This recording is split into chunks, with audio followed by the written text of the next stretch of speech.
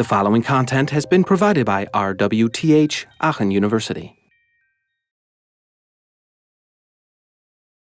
All right, welcome everybody back to Designing Interactive Systems 1. Today, after a quick review, we will continue the discussion of the topics that Norman covers in his book. Especially, we'll talk about types of knowledge that people gather and that they remember, how we design for feedback.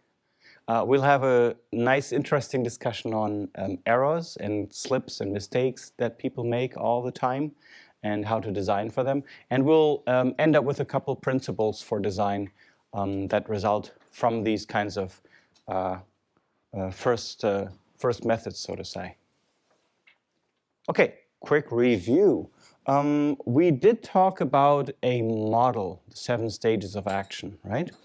So what are those stages? You can start with any you want. Yeah, go ahead. So first of all, you have to have a goal.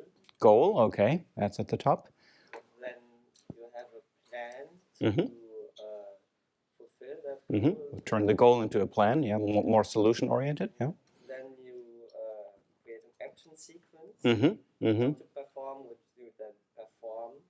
That has some impact on the world, which you then have to perceive, interpret, and then compare to the goal, whether you achieved it or not. Exactly. So goal, plan, action sequence, the effect on our environment, and then seeing that, perceiving it, or hearing it, whatever it is, and then interpreting what we actually saw there, and matching that to whether it's what we wanted, right? So there were a couple of variations on, we just described sort of the standard sort of goal model of how we imagine this to take place.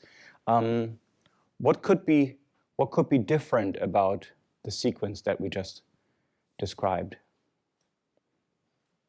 Especially when you think about what the model it suggests, you know, that you have a goal, you turn it into a plan, etc., etc.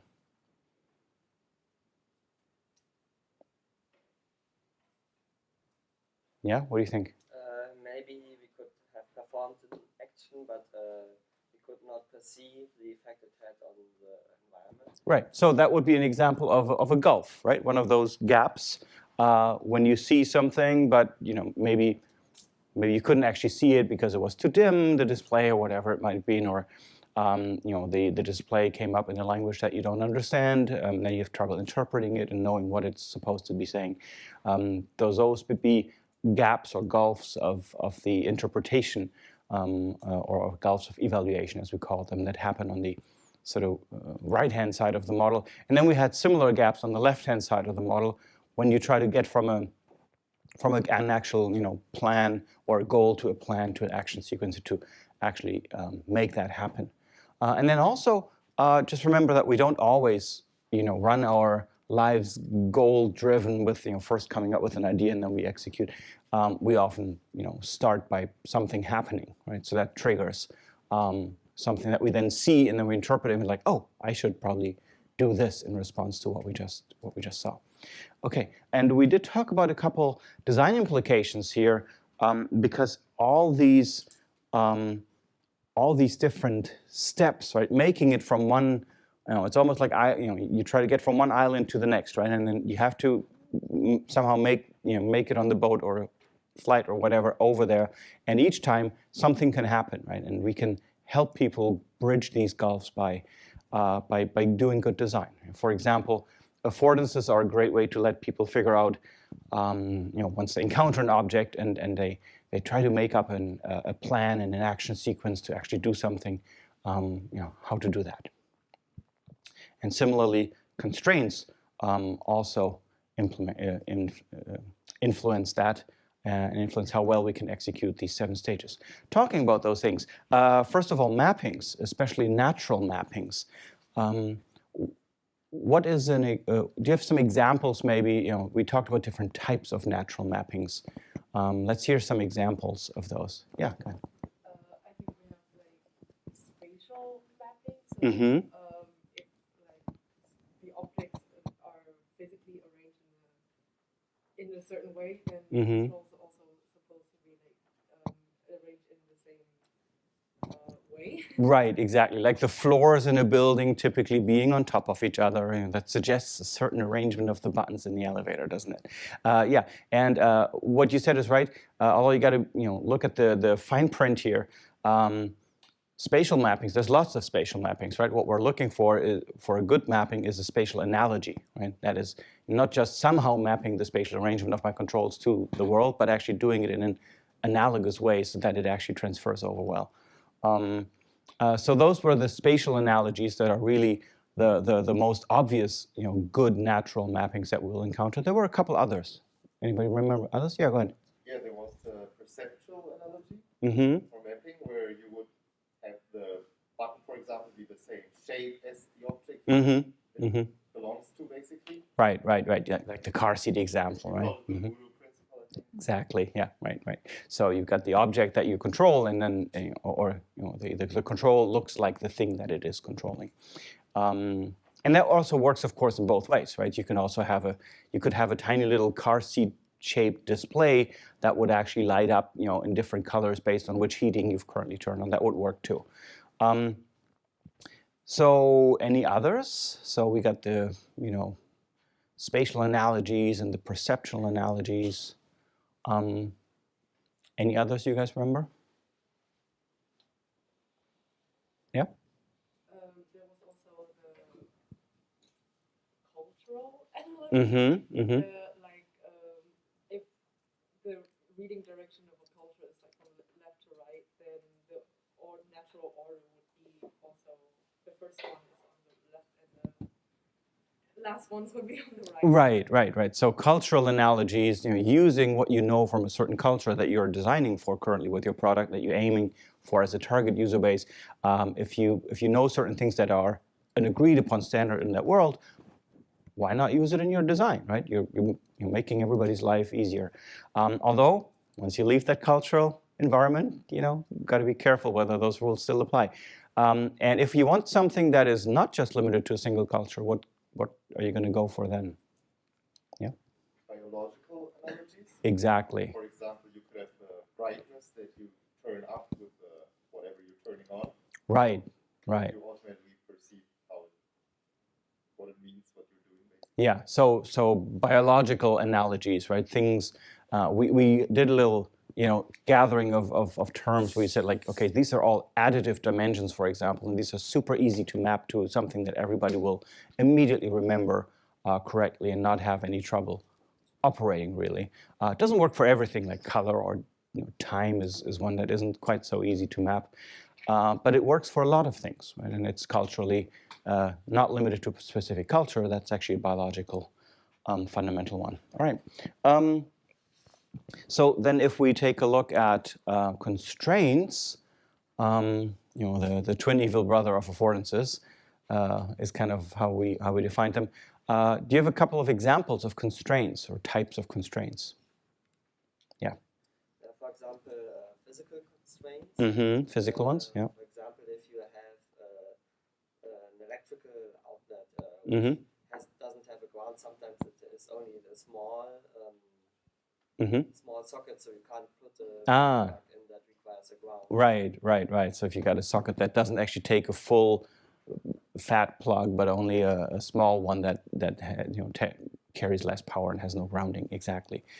So that will keep you from plugging the wrong thing into the wrong socket. And we actually looked at a couple of different constraints. Those were the physical ones, right? Those are, again, kind of like the spatial analogies.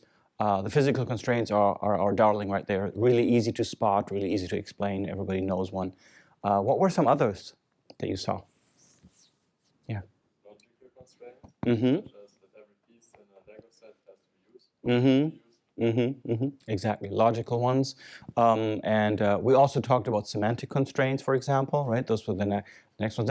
And the difference there is a little tricky, Basically, can you just reason it out from looking at it without having to have any domain knowledge of the problem, or do you need semantic domain knowledge to figure it out? Those are the ways to determine that. Okay, and then of course also cultural constraints, right? Just like the cultural analogies. All right, and then let's move on to 3 levels of processing. This is a model that actually came up a little later because the stuff we've talked about so far is mostly I would say on the middle level of the 3 levels we're going to talk about now. The middle level being sort of the level of classic usability. You know, the things where we know, for example, people will prefer a natural mapping, you know, a spatial analogy to one that's not a spatial analogy, right? This is all very sort of rational. We don't think about it consciously all the time. We don't reason it out consciously, but we still can see how our thinking and our acting is following some pretty clear behavioral rules. And that's kind of like the middle level of usability, of processing here, that a lot of usability that we've talked about so far, and that also we will continue to talk about, is about, right? It's often at this middle level. But we will now sort of zoom out a little and think about, okay, is this the only level of processing that humans are doing that we need to think about, or are there other levels going on? You know, what influences basically whether I find a product great, you know, apart from the classic usability of, yes, it's got all the right mappings, right, the remote. I understand how it works from a usability point of view. So there are 2 other levels that we'll look at that also influence your perception and your opinion, so to say, of an app or a product or an interface. And the first one is below the level of this behavioral usability, right? This is called the visceral level. So you look at this car here. Yeah, I'm not a huge fan of cars, but you know, if you were a fan of cars, then this car would probably be like, ooh, right? That's kind of like the effect this has on people. So you have no idea whether once you get into the car, whether its controls are usable or laid out well. Also, you don't, well, you almost don't know which brand this is. So it's not about like, ooh, I'm driving a Porsche or something, but it just, you know, looks like a sleek car. So there is a, you know, this is the visceral level of you engaging with an interface or a system that happens very fast, completely subconsciously. It's almost like a reflex action or impulse. You see these things and you have a, you know, you have a sense that looks cool. You know, you give it a first chance of it. You know, it could impress you if you then continue to interact with it now. The kinds of reactions we're talking about here are similar to others that you know. For example, vertigo, right? You know, Schwindel in German, or the feeling of warmth and just being generally happy when you're like basking in the sun. These things are happening on such a low level of processing that you don't really, you can't really explain them. You don't notice them at all. Consciously they just happen. So it's not exactly emotions like. Maybe happiness here is actually stretching a bit too far. It's more like hard-coded responses, like that your body has built in. So what we think about here is the kind of stuff. I remember when I first got my first digital watch as a kid. And it had this like super cool quartz glass cover that was like super slick and smooth, much better than all the plastic domes that I used to have before. And you would often find yourself subconsciously like, ooh, this feels nice. Feels nice. This glass is completely slick and very, very tough. I won't be able to break it. So it suggests a quality on that almost like this build level that you just soak up and that you just enjoy in the product. It doesn't say anything about the usability of that watch or whether it was a Rolex or not, right? It wasn't, by the way. But it does give that very first visceral impression. And visceral comes from like it's almost like a bodily reaction to a product. Okay. Now up from that gooey visceral level of reactions, we get to the behavior level, the one that we have talked about in classic usability so far. And that, like I said, we will continue to focus on a lot.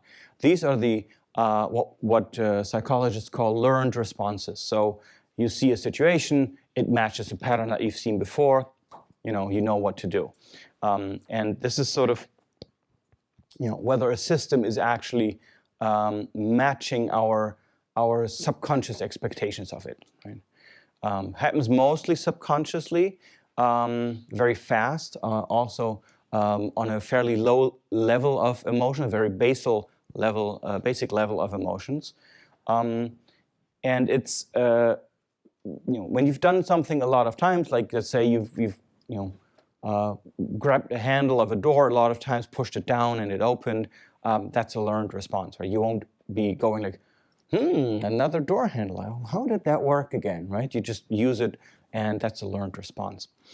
And as we saw in all the examples we had, right, Gestalt laws and all the natural mappings, basic usability, classic usability tries to really work towards making that as easy and effortless as possible. Right?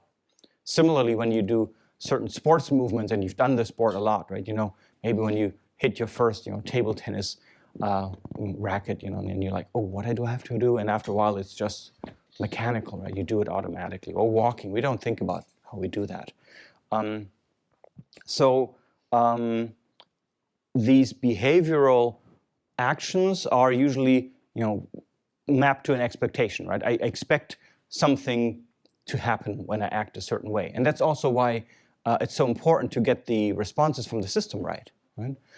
We expect basically if we move a lever up, we expect whatever we're controlling to become more of something, right? The lights, for example. If the lights were dimming as I moved the slider up, I would be like, oh, that's weird, right? That's not what I would expect. So we do have some sort of like basic emotional responses encoded here. So for example, it's maybe something that you don't really notice. It may be more like a level of slight stress when you interact with a product, that initially part of you is actually hoping that it will work the way that you expect it to work, right? Or maybe fearing that it might not. And you get that when you have people who are, really afraid sometimes of using a particular piece of technology because they're afraid to break it or it might do something unexpected. Then they really end up in this spot where they're like, ooh, is it, am I doing the right things here? Is it going to react in the right way? Is it going to do the things that I expect it to do? And this, by the way, you can of course help and support to become clear to the user by using lots of feedback. And we'll actually talk about feedback a little more today, later. And the other thing is, of course, when I did something, did things work out in the way that I intended them, right? I will be relieved, right? If you have a complex, device that you're trying to set up and you press a bunch of buttons and it does exactly what you want, you're like, whew, that worked, right? You're happy that it did. Or if it doesn't, then you're like, oh man, I need to find the manual of this thing, or need to call somebody who knows how to use it, or Google it. And so that's where your conceptual model comes in, right? You have a conceptual model of how you expected this thing to work, and then you're hoping that that model is actually the right one. So in all, I love elevators, as I said, here's another one. So this is the kind of behavioral level of usability that we've talked about a lot in this class and that we'll continue to talk about. Now there's one level missing, and that's the reflective level of behavior. And that is on a level of conscious thinking about events that have occurred. So meaning that it occurs in retrospect, right, after the interaction. For example, one of the things we are really good at, we saw that already, is that we try to define cause and effect relationships, right? You do something, something happens. If it happens a couple times, sometimes even if it only happens once, you try to think through why that happened. So there is, when you interact with a product, there is a certain message that interacting with the product sends to yourself, but it's also about how others perceive you. This is where also the social environment of what you're interacting in becomes important. So for example, this is apparently a Rolex watch. So somebody who's wearing this watch, they probably didn't buy it because it had the best usability, like the most easiest way to set the time or something like that. In fact, a much cheaper watch would do the trick there. It may be because of some product qualities, like like I said, maybe the glass on it felt really nice and slick. But there's probably something else where, he bought that, or he or she bought that Rolex to also say something about themselves, right? So they're hoping that others will notice, oh, it's a Rolex, and hoping that that will create a certain impression of themselves. So this is where we're getting into the meaning of a product or the image of a product. You could say, prestige is an important part of this. So you can see that this is not, this immediate reaction. It's more a slower, deeper thinking that is going on, in a way on a very high level of emotions. Like, and with high level, I just mean very very abstract, very long-term things that that need to take some time to actually come out of conscious thinking, like guilt or pride, right? You're not going to feel guilty at a split-second moment. It will require you to think about your actions and what they mean in order to establish guilt, even, right? So maybe instead of the Rolex, you buy a watch that's completely made from recycled and refurbished products, and it didn't impact the planet in any way more negatively than it had to, and that also says something about yourself, right? So these are things that therefore you retain in memory, right? You're wearing this watch, for example, and you establish a long-term relationship to the product. Things that you may hold dear to yourself, that you enjoy having around, and it doesn't have to be a costly product, right? It could also be, like I said, a very green product, for example. Okay, so we got visceral, behavioral, and reflective level of thinking. And how do we do design for this? Well, some of it we've already talked about here, but as you can see, on the behavioral level, we know already, the middle one, we follow the typical standard cognitive usability rules that we're talking about in this class. At the same time, on a visceral design level, you can make an app or a product already sort of, I like to think of it as like it oozes quality, right? The quality comes out of the seams, right, of the product. It just feels really, it feels right. It feels great to use it, feels attractive. It looks like it's going to do the job really well. And that can help establish a very positive relationship between the person using a piece of technology and the technology itself. And similarly, the reflective design can create a prestigious brand. And prestigious, don't get me wrong, this doesn't mean everything has to be a Rolex, right? There can be many ways in which a product sends a message, right? Or establishes a cultural value of using it. And the trick is that if you do a really good job on one or two of these levels, people will tend to be a little more forgiving if you mess up on others. For example, if you have excellent visceral and reflective design, then if there is an occasional kink in the usability on a cognitive behavioral level, people will be like, yeah, it's okay. It's sort of an example. It's not perfect, but it's sort of an example. You probably all know these spinners, right, to set the time. They were a big thing when the iPhone came out. This was the way to set the time and even dates. From a usability level, like level 2 thinking, not a good idea, right?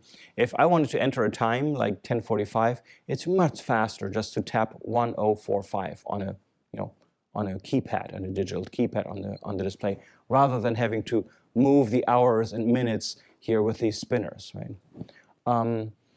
And we had a guy here, this is ages ago, when the iPhone had just come out. He was from Motorola, right? So one of these many companies that kind of got steamrolled by the iPhone. And he said when he and his team, when everybody was picking up the iPhone, they were all using the spinner, right? And you know how it works, right? You spin it and it goes like, and these little numbers spin through. And everybody said, like, that's a terrible interface, but it's so much fun. It's such a joy to spin these because, there were people who designed the heck out of the haptic feedback that this gives, the auditory feedback, the way it slows down, the way it speeds up, to make it really feel like a very valuable mechanism, actually, although it's just pixels on a screen, right?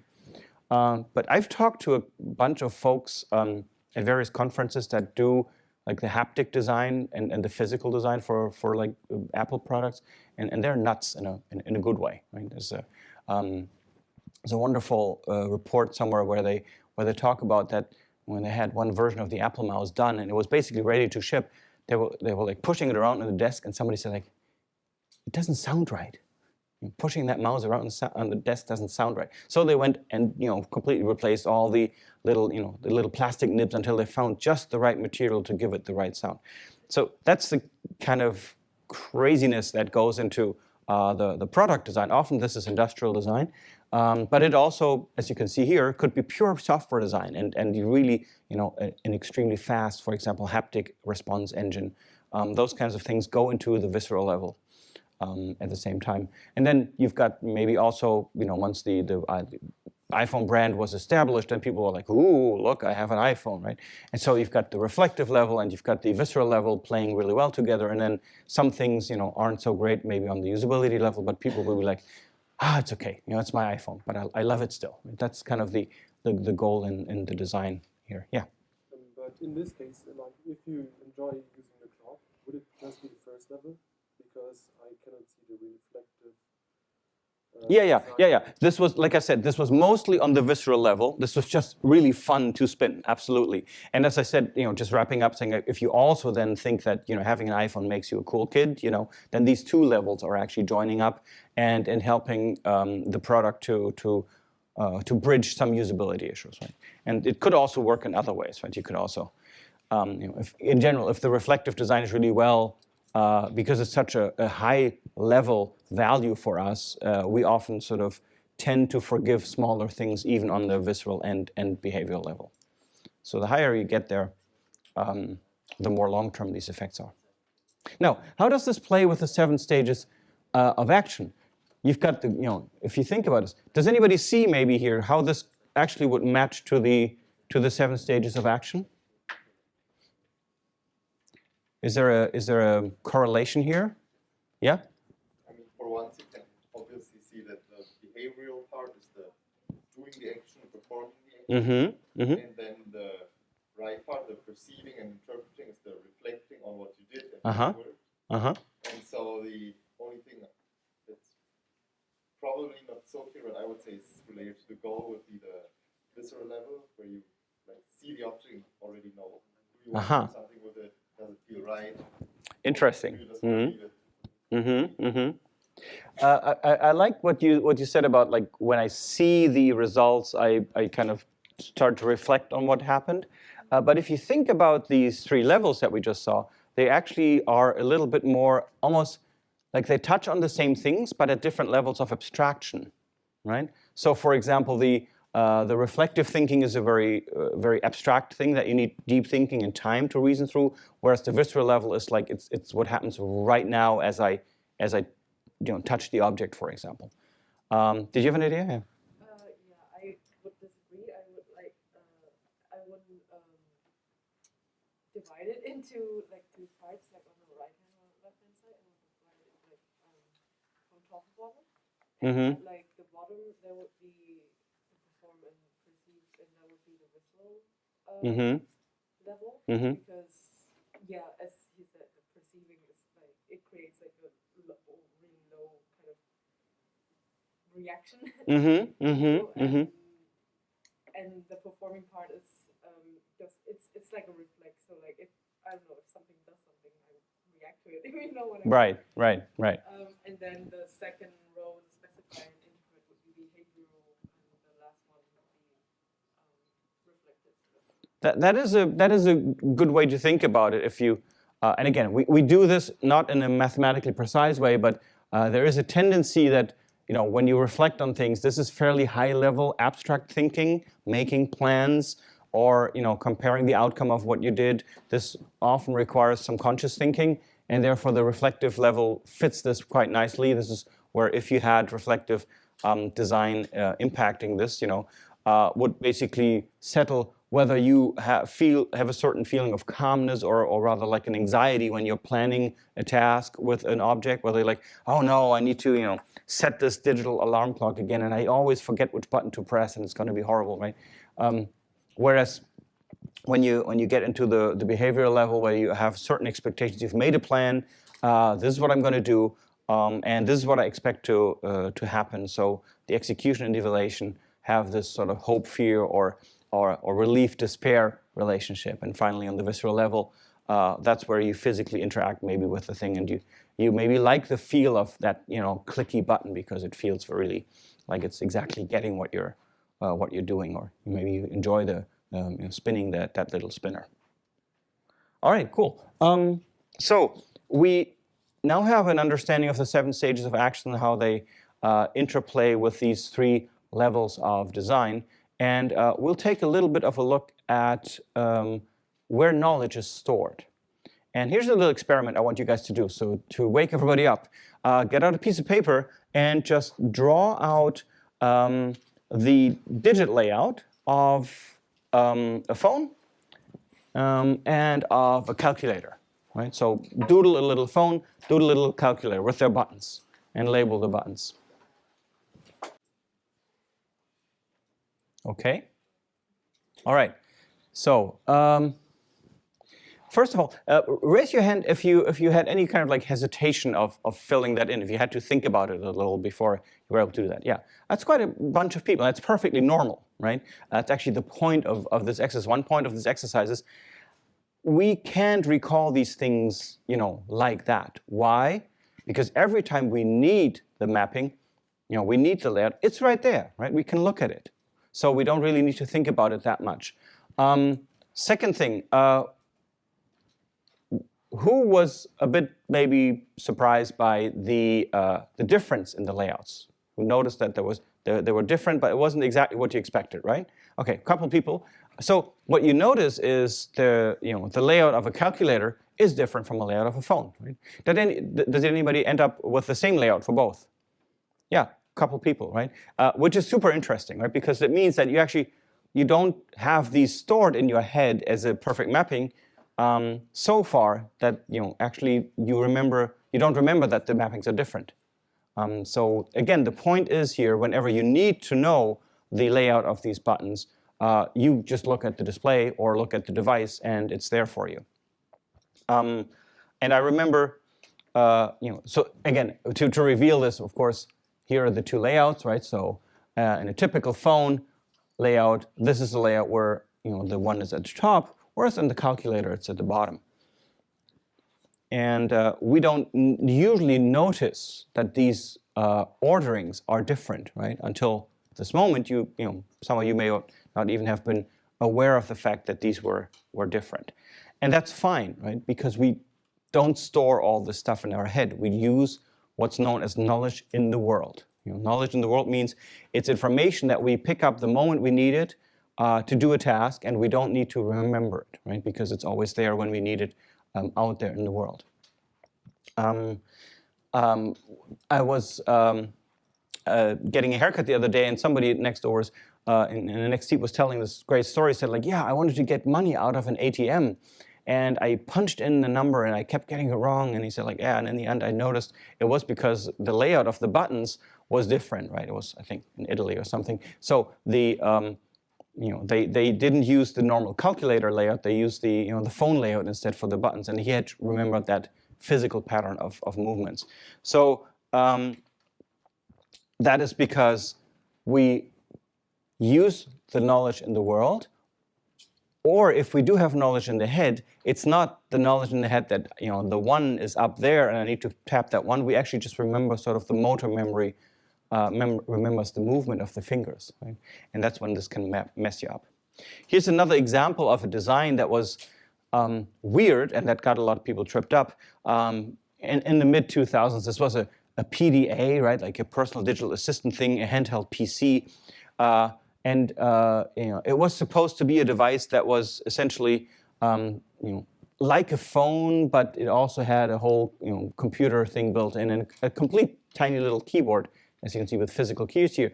And as you can see, because it was inspired from a phone being, this was way before the iPhone came out, it used the phone layout, right? Because the designers probably figured, well, people are going to use this to type in phone numbers, so let's give them a phone keyboard. At the same time, it does look suspiciously like the number pad on a computer keyboard, right? And so this, of course, confused people no end because this kind of labeling was not what they expected when they did anything else on this machine except for maybe typing in phone numbers. And I don't know, maybe, this was one of the devices, people like Steve Jobs took a look and said, like, oh, all these physical buttons, let's get rid of those, right? Let's just use a big screen and then we'll just put down the keyboard for the task, right? If it's a phone, we show a phone keyboard. If it's a calculator, we show a calculator keypad.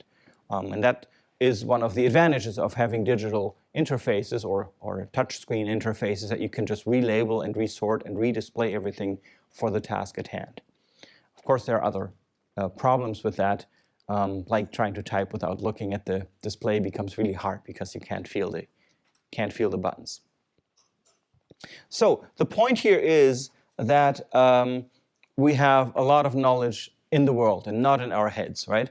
That means that we can actually act without knowing everything precisely, right? We can actually, we don't need to know everything precisely. We can still act precisely without precision knowledge. And how we do this is that we combine knowledge in the world, what's around us all the time, with the knowledge that we have in our heads. So that means that our knowledge in the head doesn't need to have high precision, right? You do need to know what a phone is and how to operate a phone keypad, but you don't need to know the exact layout of the buttons, right? Because that's going to be in front of you.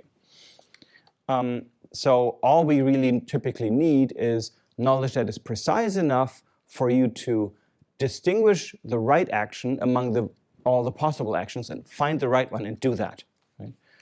That is enough. So here's an example for that. Again, I want you guys to think about this for a second. What's on the front and the back of the German 1-cent coin? So what do you think? What's on the front and back of the 1-cent coin? Yeah. No idea. That's fine. That's fine. How about you? For sure, there is a 1 cent written somewhere. There's a 1 on it. Yeah, exactly. Yep, that's good. And that is important because you need to be able to distinguish the 1-cent coin from the others, right? Anything else that's on there? How about you? Any thoughts on? He's like, I pay everything by credit card. I get on.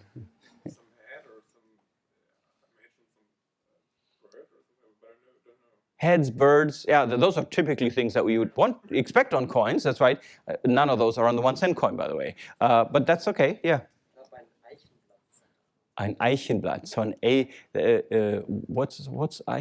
oak leaf, okay. Yeah, good. So that is on there somewhere, yeah? A date on the back when it was pressed. Ah, okay, so there's a date on the back when it's pressed, which is probably, you know that because that's on all the coins, right? That's kind of like you're deriving that from your knowledge about coins in general, not specifically because you remember, where it was on the 1-cent coin. So, yeah, go ahead. Uh-huh, you think so, euro cent, interesting. I think there's also some circle where the 1 is. Ah, circles with the 1. So we're getting there. Okay, this is not a class about the 1-cent coin. So here's the solution, right? This is what it looks like. But nobody mentioned that there is actually a frickin' globe on the front, right? Or like all these stripes. You did mention the oak leaf here. That's on there, and there's stars on the back. And yes, we do have the 1, and they're actually tiny. It says euro cent. Look at that. So the point of this is, again, you don't need that knowledge in everyday life to know exactly what a 1-cent coin looks like. Somebody could probably give you a fake 1-cent coin that had, a nice head on the back, and you'd be like, yeah, that's probably okay. Or maybe it would be a subtle feeling of, looks a little weird, but I don't know why, right? Because it starts messing with your pattern matching that's going on. Mostly, she's digging through her wallet now. Mostly, this is exactly what you need to know, right? You need to know the 1 is on there, so that's the 1-cent coin, and I know it's tinier than, smaller than the 2-cent coin and stuff like this. And I know the color, right? I know it's copper and not silver, for example. So the point is, knowledge in the world and knowledge in the head are being combined all the time. We don't remember precise things. You just know enough to pick out the 1-cent coin from the others in your wallet when if you need to. So a bunch of other reasons why this knowledge in the world, knowledge in the head combination works so well. One reason is that constraints are in effect. And for example, physical constraints, as you know, limit the actions possible, right? Physical constraints make sure that we can't do certain things. And an example of that is, when you take your toaster and there's something to fix in there, maybe it got stuck, you look at it and very quickly you realize that there are only certain things that you can move, manipulate, or combine, right? There are a lot of things that will not work, that you cannot physically get to, or that are only with a screwdriver. And don't repair your toaster at home, please, if you're not a certified electrician. But there are a lot of things that keep you from trying certain actions, right?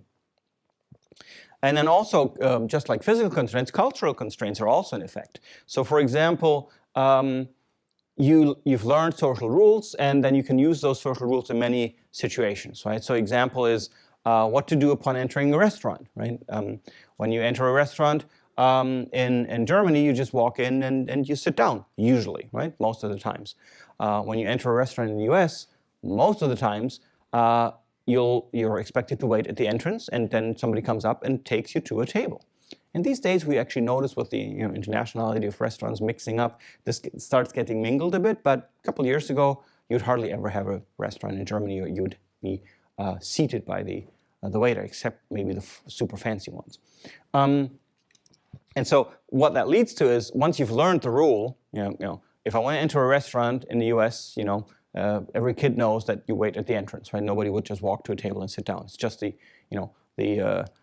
German tourists that do that all the time, and they seem to be very obnoxious. That's at least what the American staff is thinking. On the other hand, then you find all these starving American tourists at the entrances of German restaurants waiting to be brought to a table when nobody cares, right? So you can see, as soon as you leave the culture, then these cultural constraints or rules no longer apply. So the knowledge in the head and knowledge in the world combined with constraints really works miracles, right? For example, back in the days, there were traveling poets that would go from city to city, and they would recite poems with thousands of lines. How would they do this? Well, of course, what the story they were telling wasn't complete bonkers, right? So there was a logic to the story they were telling. So there was some semantic constraints in effect that, if we're talking about a princess in line 1, then that princess wouldn't suddenly, disappear in line 2. But also, rhyme is essentially kind of like a linguistic constraint, right? If you know that, a certain line ends on a certain word, then you know the next line has to be something like that, right? It actually helps remember these long poems. And constraints also limit the amount of knowledge that we need to learn, which means that you can actually really minimize the amount of information, the precision of information, the depth of information that you need to remember. Think about the 1-cent coin here. Some people do this by arranging their environment and copying other people's behavior. So there's stories of people who've worked in like an office job for the longest time, and whenever you ask them for a file, they would say like, "Yep, right here," and only after years it turns out that they are actually really bad at reading. Maybe they've got dyslexia or something like this, and it turns out that by every time somebody handed them a file, here's the Miller file, they would put it exactly on one spot of the desk, right? So putting a constraint in effect, ordering their stuff or according to a constraint that would help them, so that they wouldn't actually have to be able to read the label on the file. They would just know exactly where it's sitting. Let's do another little exercise here. Let's imagine the following. You have a beginner typist, right? And they encounter a computer keyboard. And they've never typed on a keyboard before. What kind of knowledge are they using? Knowledge in the world or knowledge in the head? Yeah.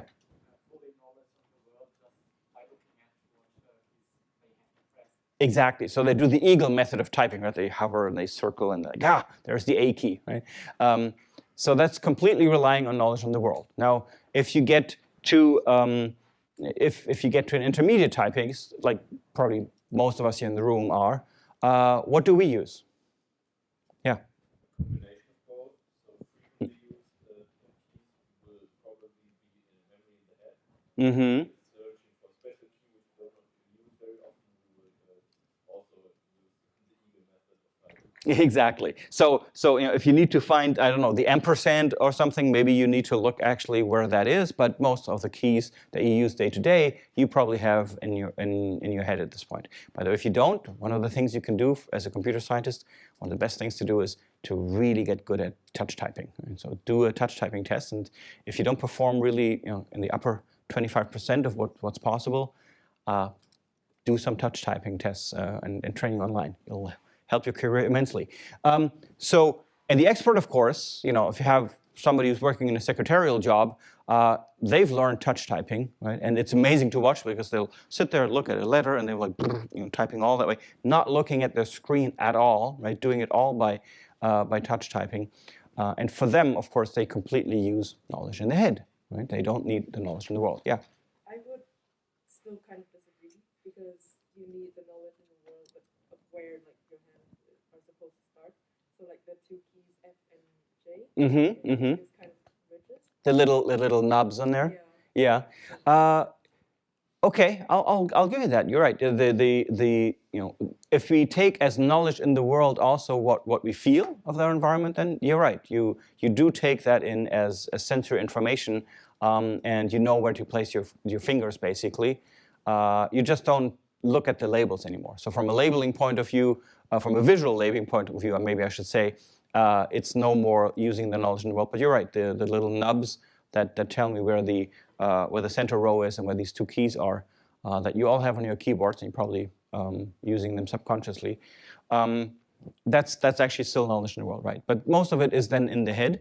And now the question, of course, is, well, why isn't everybody you know, learning to touch type really fast without ever looking at the keyboard? Because it's the fastest way to do it, right? So why isn't everybody learning it that way? Yeah. Because it's an upfront investment of time and effort. Mm-hmm. So it will only be, like, people will only think it's worth it if they need to do it a lot of times. Mm-hmm. Mm-hmm. You only type like maybe a mail a week. Mm-hmm. Otherwise, don't really use the computer, then there's no. Exactly. Yeah. Or if you don't need to work very fast and have all the time. Right. So it's a question of a trade-off, right? So if you know you need to type a lot, then it's maybe more worth it. But if you don't, then it's not worth spending that. Yes. Because you need a very specific hardware. So if you change the keyboard layout or if you change your OS, you can't use your muscle memory anymore. Right. Right. So this was really easy if you had a mechanical typewriter that wouldn't change while you were working at an office for 20 years, and this was really valuable. But nowadays, when you change keyboards, things become less valuable because keyboard layouts change. Yeah. I think the most annoying example would be how you print the @ symbol on Mac OS and on Windows. On Windows, you use Alt and Q, which is Command Quit on Mac OS, so you just close your browser. That's a good example. Yeah. You can clearly tell that placement of that key was done before the internet happened, right? And nobody knew that the @ sign would ever become that prominent. It was kind of squeezed on there. Yeah. So we see beginners, you know, use the labeling mostly in knowledge in the world. Although I do give you the nubs are things that even the experts use as knowledge in the world. And then from intermediate to expert, we have basically no visual contact anymore with this. And my first computer science class that I took, like in 1989, our professor walked in and he said, like, everybody, you know, take a touch typing class. You know, it'll help you become better programmers. So anyway. Here's another exercise for you guys. So take out a piece of paper if you don't have it already, and you can also, you know, type it on your computer if you want. Just write down exactly how to get from your home to the main university building. You know, the one with the Aula 1 in it. So just take, you know, a couple minutes to do that. Yeah. You could do actually either. You can draw a map if you want to. You can draw a map or you can write instructions. I'll leave that up to you. All right. Now, did you notice anything as you did your instructions and then reviewed them and took a look at them? Yeah. I was able closer to my home than further on. Uh-huh. Tell, oh, yeah, I have to walk or drive past the like street crossings and then turn left, and later on it was like drive until there's this big street and then turn right. Yeah, right, exactly. So as you were getting away from your home area, things got a little fuzzier, right? We're not quite so sure exactly how many streets are going off to the left and right, and which number is the crossing where you actually need to take. But you said something interesting, like when you get to that big street, right, the big road, then you make a right. So you were using, as you can see, you weren't able to quite store a perfect like Google map in your head, obviously. Nobody does, but you can still write instructions that would probably take somebody to the main building if they followed them. Anything else that you noticed? Yeah. Also maybe using landmarks. Uh-huh. Yeah. So, yeah. When you get to the Aachener Dome, you have to go straight past, and yeah. if you're with a bike, drive until you see the Fußgängerzone and yeah. then turn left, don't drive straight ahead. Yeah, landmarks are a big one, right?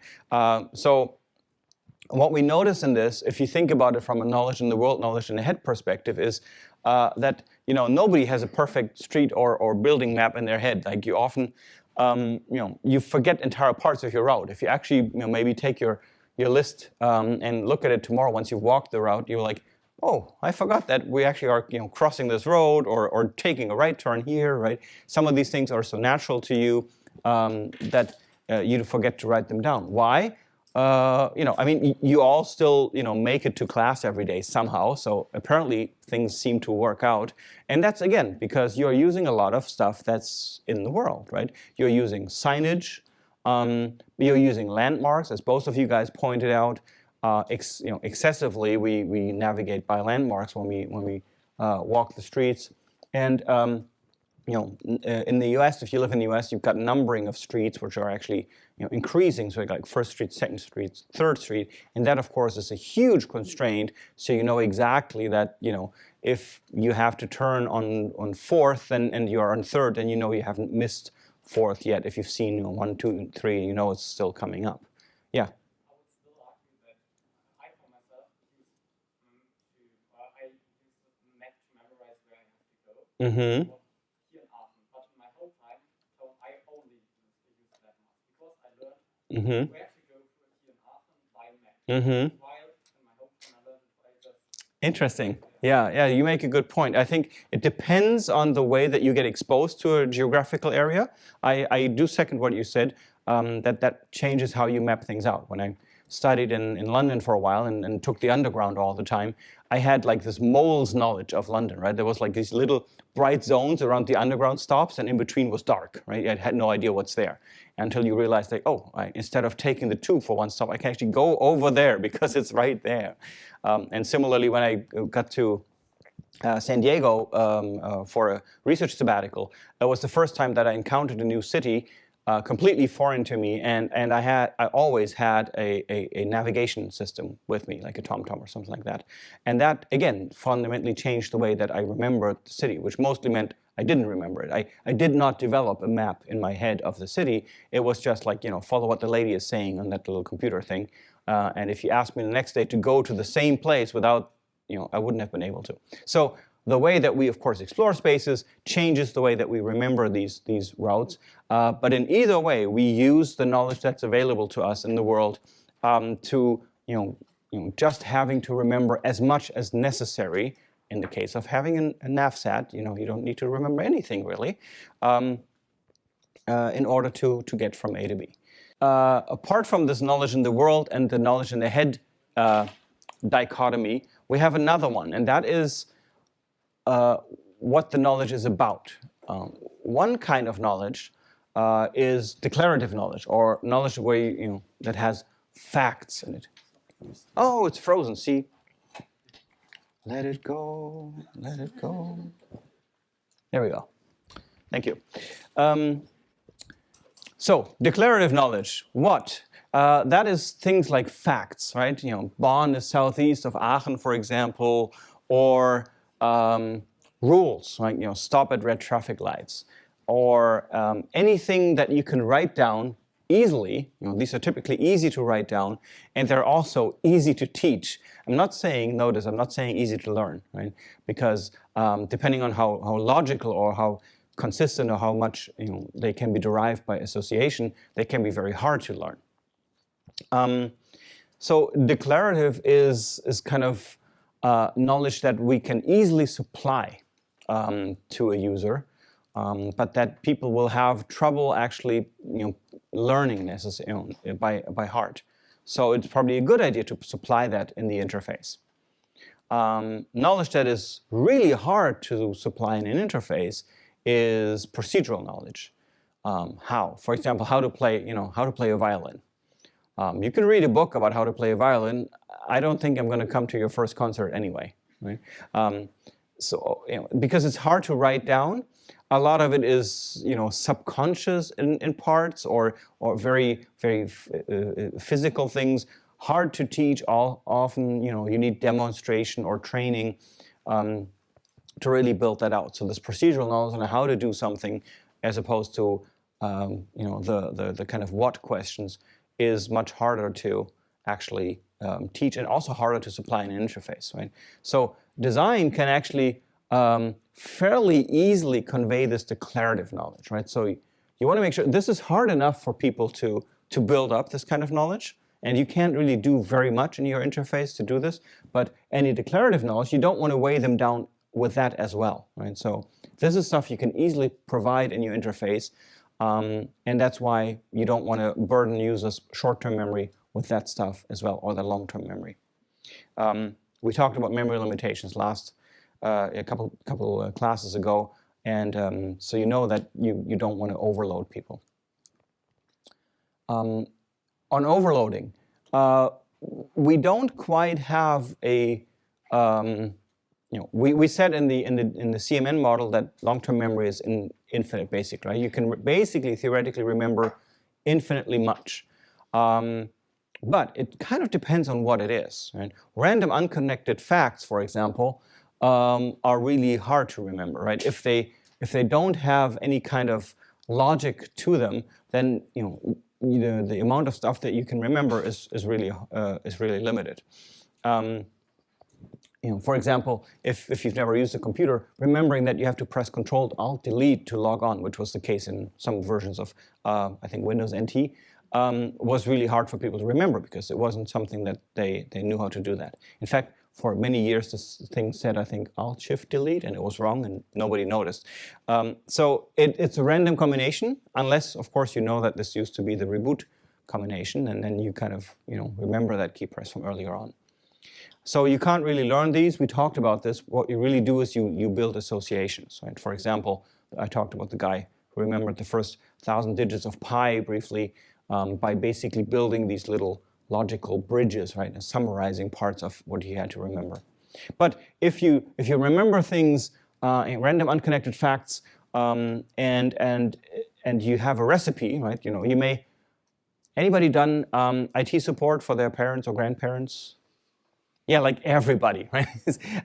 So there's a couple ways you can do this, right? You can write these little pieces of paper that say, granddad or whatever, to get online, this is what you need to do, right? To answer a question or to get your mail, and then you've got this list of things to do. But if that recipe fails because maybe there was an automatic update, and now the buttons have moved around or have gotten relabeled or something, or something minor fails, then people will be lost with these kind of with these instructions because they haven't built up a conceptual model, right? If you have connected facts, we're much better at remembering things, right? We talked about the motorbike directional indicator already, right? If you never thought about why you need to push that lever forward on the left handle to turn right, then I could probably have asked you the next day and most of you would have forgotten, right? It would have been random guess. But if once you know why it is the case, you will always be able to derive it, right? So we're not good at remembering random stuff. That's just something to keep in mind. Computers are great at remembering stuff. And unfortunately, a lot of engineers and programmers think, because the computer is good at this, humans must be great at this too, right? So that's why you struggle daily with all the various passwords and random things you need to remember. So quick exercise here. How many, this may take a moment to think about, how many online accounts with passwords do you have? He's checking his password manager for him, of course. That's one solution. Let's hear some numbers. What do you think, Leonard? Over 150, yeah. That sound about right, yeah? Less, like 50 to 70. 50 to 70. Ah, you're already very frugal. That's good. Yeah. 145. 145, says your password manager. Right. Yeah. 611 on your password manager. Okay, so Marcel. 790. Yeah, Marcel wins, right? He's got the most passwords, yes. For how many of these do you remember the passwords? Yeah. One, yeah, your password manager. Right, exactly, right? And now comes the income. We're not gonna film you answering this, so you can be honest. How many of you? For how many of them do you use the same password? For almost all of them, yeah. Said some anonymous person that we're not going to hack right now. And that's perfectly normal, right? That's perfectly human because we are not good at this stuff, right? Humans are not built to remember unconnected facts, and passwords are supposed to be random, right? They're not supposed to be derivable once I know one.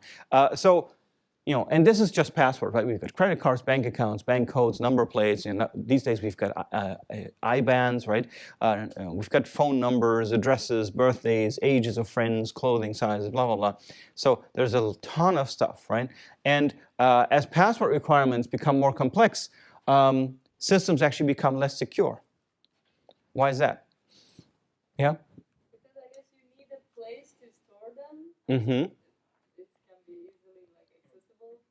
Right. So people then, write them on a little Post-it and stick it on their computer screen, or, things like that. So security is really tricky to get in line with usability. It's an active research field, but it's long become clear that just coming up with more and more complex password rules is not the solution, right? Anyway, so the password manager that several of you guys are using is actually a perfect example of you putting knowledge in the world, right? You write it down, you put it into a safe place, hopefully safe, and then you no longer need to burden your memory with it, right? Because we are not good at holding on to these kinds of things. So we tend to move things like that from the head into the world. And if our interfaces understand that, if the interfaces that you design, the apps, understand this fundamental nature of how humans think and remember stuff, then you're going to help them have an easier time. Now, so let's look at things a little bit more in detail. So we got knowledge in the world and knowledge in the head. Knowledge in the world has a couple characteristics, right? There's nothing to remember because it's right out there in my password manager on my keyboard labels, but it's only there while I have access to it, right? If I don't have access to it, if you lose your password manager, if you don't have, if it's dark and you're supposed to, type on your keyboard, you struggle, right? And it's actually particularly difficult with things that you don't find super important, because then, it's easy to glance over it. You probably won't be losing the password to your I don't know, bank account anytime soon. But if it's the 150th online service that asks you for a username and password, maybe you forget to write it down and then it's gone. And the solution on this is, of course, to put these things out in the world. An interesting one is that when you need to remember something on a particular time, we're also terrible at that, right? Humans are not built to have an alarm clock go off in their head at like 11:55. So we tend to write these things down, right? You may have a paper agenda that says, see this person at 12. But if it doesn't remind you, then it's knowledge in the world, but it's not going to make itself noted by you at the right time. That's why you have an alarm going off. And the alarm, in fact, you've probably noticed, right?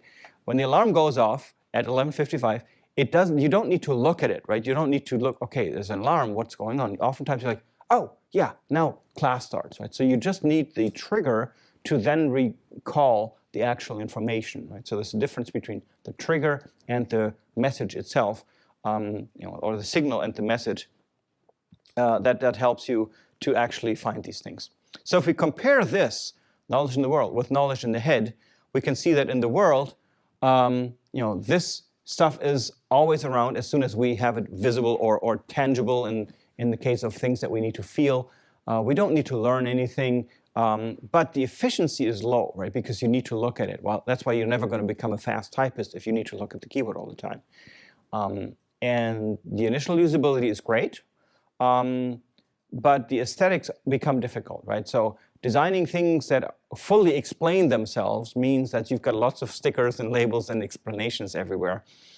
So it may look a little cluttered, right? On the other hand, we've got knowledge in the head, and that stuff is less available, right? And not very suitable for beginners and harder to learn, but it's very efficient. And it is also invisible, so it tends to be hidden and not clutter the object that it is trying to explain.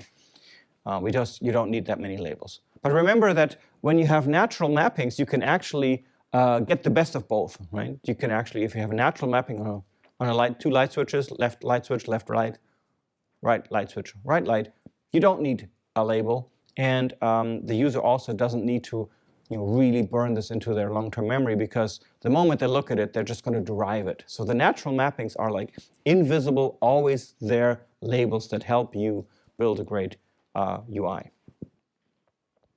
Similar structure we see with decision structure. So if you want to make things easier for users of your app, let's say, you're going to limit the decision tree. Right? A decision tree basically means there's a bunch of steps people need to do, right? And there's one way to do this, which is the ice cream parlor menu, right? You walk into an ice cream parlor, it's like maybe 20 variety of ice cream, but the only thing you need to do is pick your ice cream, right? There's nothing more after that. Or the other way to do it is to give people a very a very narrow decision tree, where you say you only need to do one thing at a time, make one decision at a time, right? So for example, a recipe for cooking, right? That'll tell you, this is what you need to do now, and now you need to do this, now you need to do this. Maybe there's a branch off occasionally, but not much of that. And so again, you don't get lost in those either, right? So those are both ways to make it easier for people to make it through a decision structure. Motorway exits, similarly, you notice that as you drive down the motorway, there'll be a sign saying, next exit is to these 3 or 4 cities, and we talked about how they're ordered earlier on. But once you get to the exit, when you really need to take the turn, they're not going to throw all these names at you again, right? At that point, they don't want you to struggle with the high-order decision of, oh, did I want to take the turn towards Munich or not? No, you want to make a safe turn, or you don't make the turn, right? It's just going to be an arrow saying exit at this point. So that's also breaking it down for you so that you don't have to struggle with a complex decision at that moment. Wide and deep structures, so things that are at the same time very wide, where I have lots of options, and also deep, where I need to take many steps until I get to my final result, are difficult, right? Are really difficult to navigate. They are things like chess, for example. Chess, every move, you got lots of different options, and there are many moves in a game, and it's designed to occupy the mind, right? It's designed to keep you busy and make you think about it really hard. But we don't want user interfaces to be like that, right? There's a task that people are doing with the UI, so the UI shouldn't get in the way and take all the attention and the mental load, the workload of the user. There are 2 kinds of thought in action here as well. One level of thinking is subconscious, right? So, the subconscious thought is effortless. Like, I don't need to think about the fact that I'm walking right now. I don't need to, think about where to put my leg in order to walk. I can do that and talk at the same time. That's not a problem. But if I was supposed to talk to you at the same time and read a message on my smartphone and make sense of both of these, that would get tricky, right? If they're not related, especially. So subconscious thought is very effortless, and it's associative. It jumps from things to things, and it uses pattern matching in the world. We see something, a red light, and we stop without having to think about it much. Whereas conscious thought is very slow, and it's serial, meaning we can only do, surprise, surprise, one thing consciously at a time.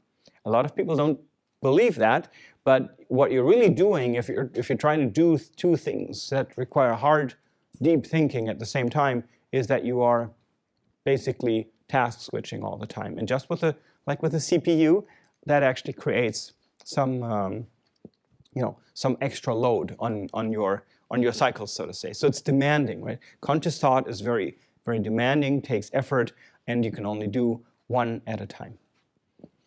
All right, so that's a couple things just to give you an idea on how to think about information that's in the world. And we've seen that it really makes sense to put information out in the world for people when there's space and when it doesn't clutter the UI, especially when it's an interface, for example, that people don't use very often, right? If you think about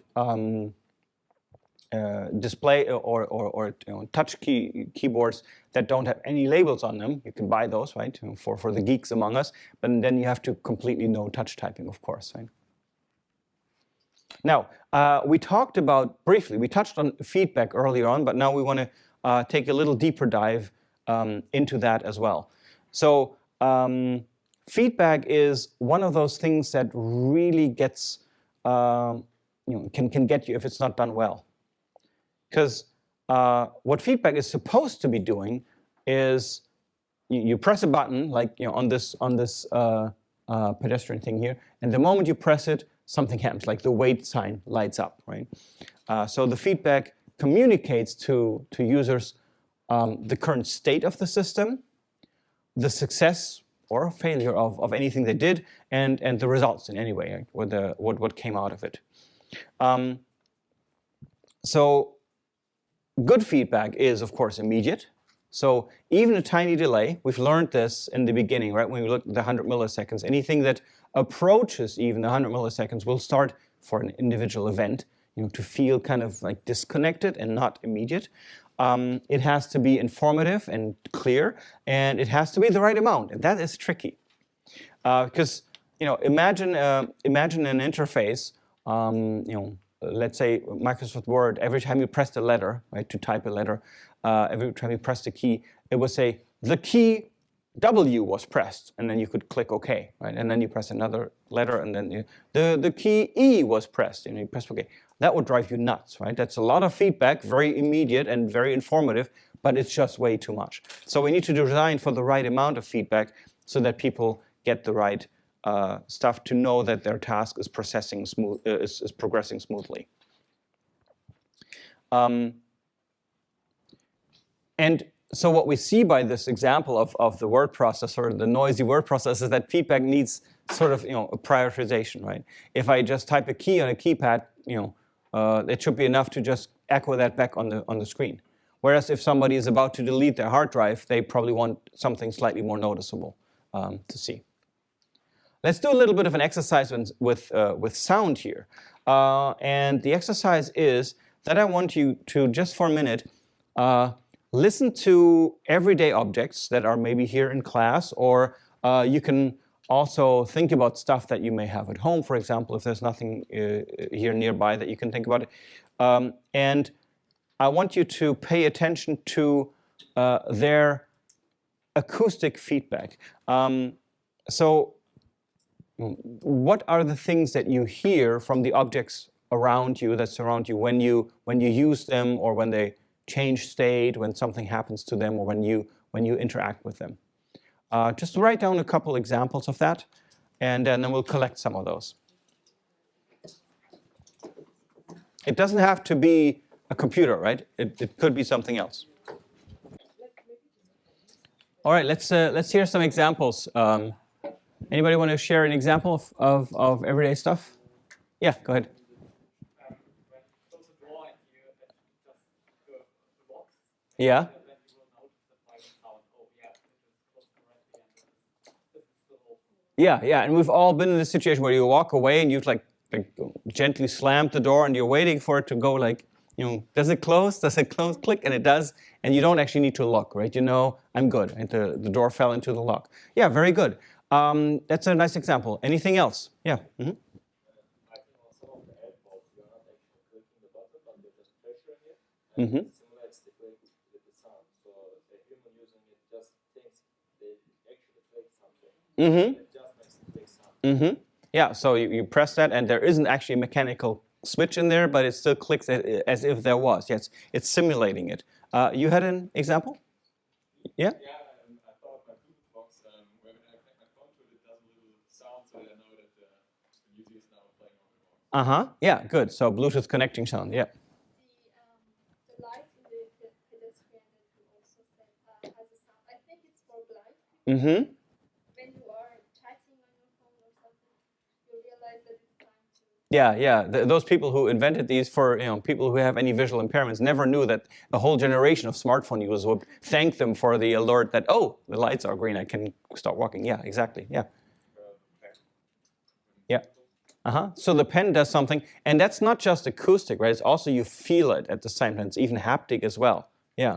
So you can both feel the sound, or you can feel the mechanism working, and you hear it as well. Yeah.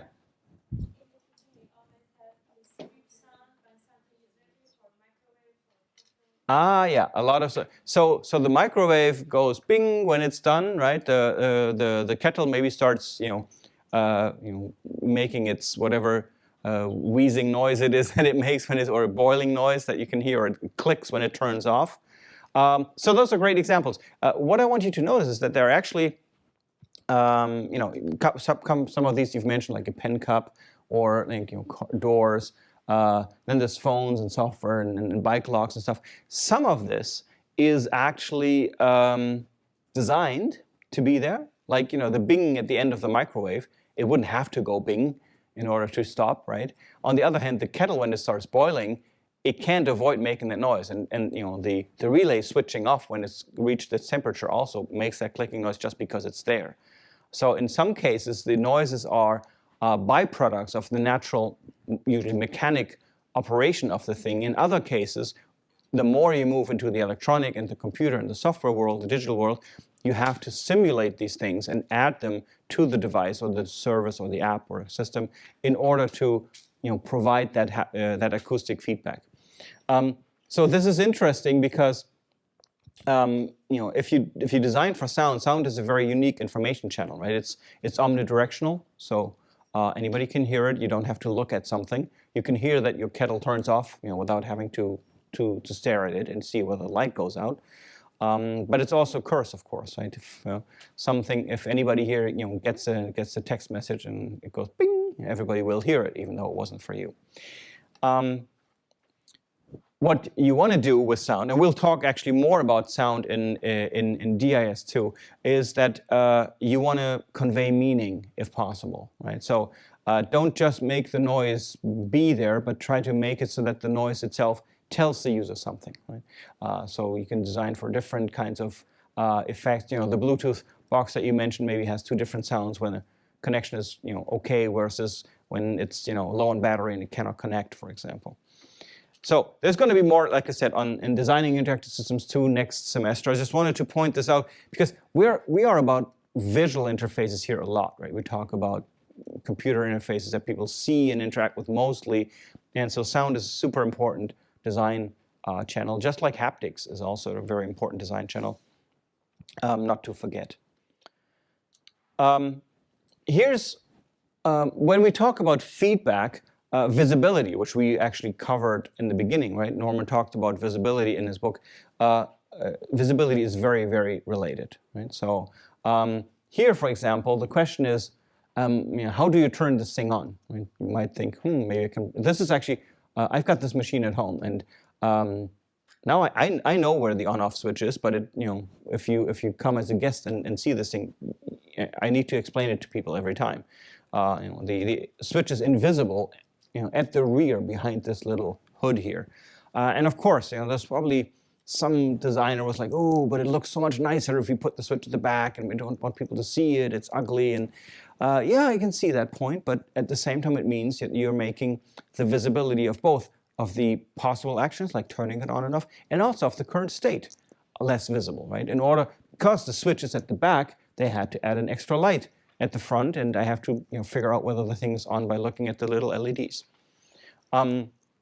Another example of the direct connection between visibility and feedback is VCRs. Now VCRs have have gone the way of all old technology. But you know, when they first came out and you were able to program them, they actually took really lengthy, you know, like tricks to program them to start at a particular time and record a particular program and stuff like this, without much visible feedback. And the solution, of course, to that was that VCRs moved to on-screen programming. So they used the TV as the interface, right? So all of a sudden they had this big screen that they could put instructions on.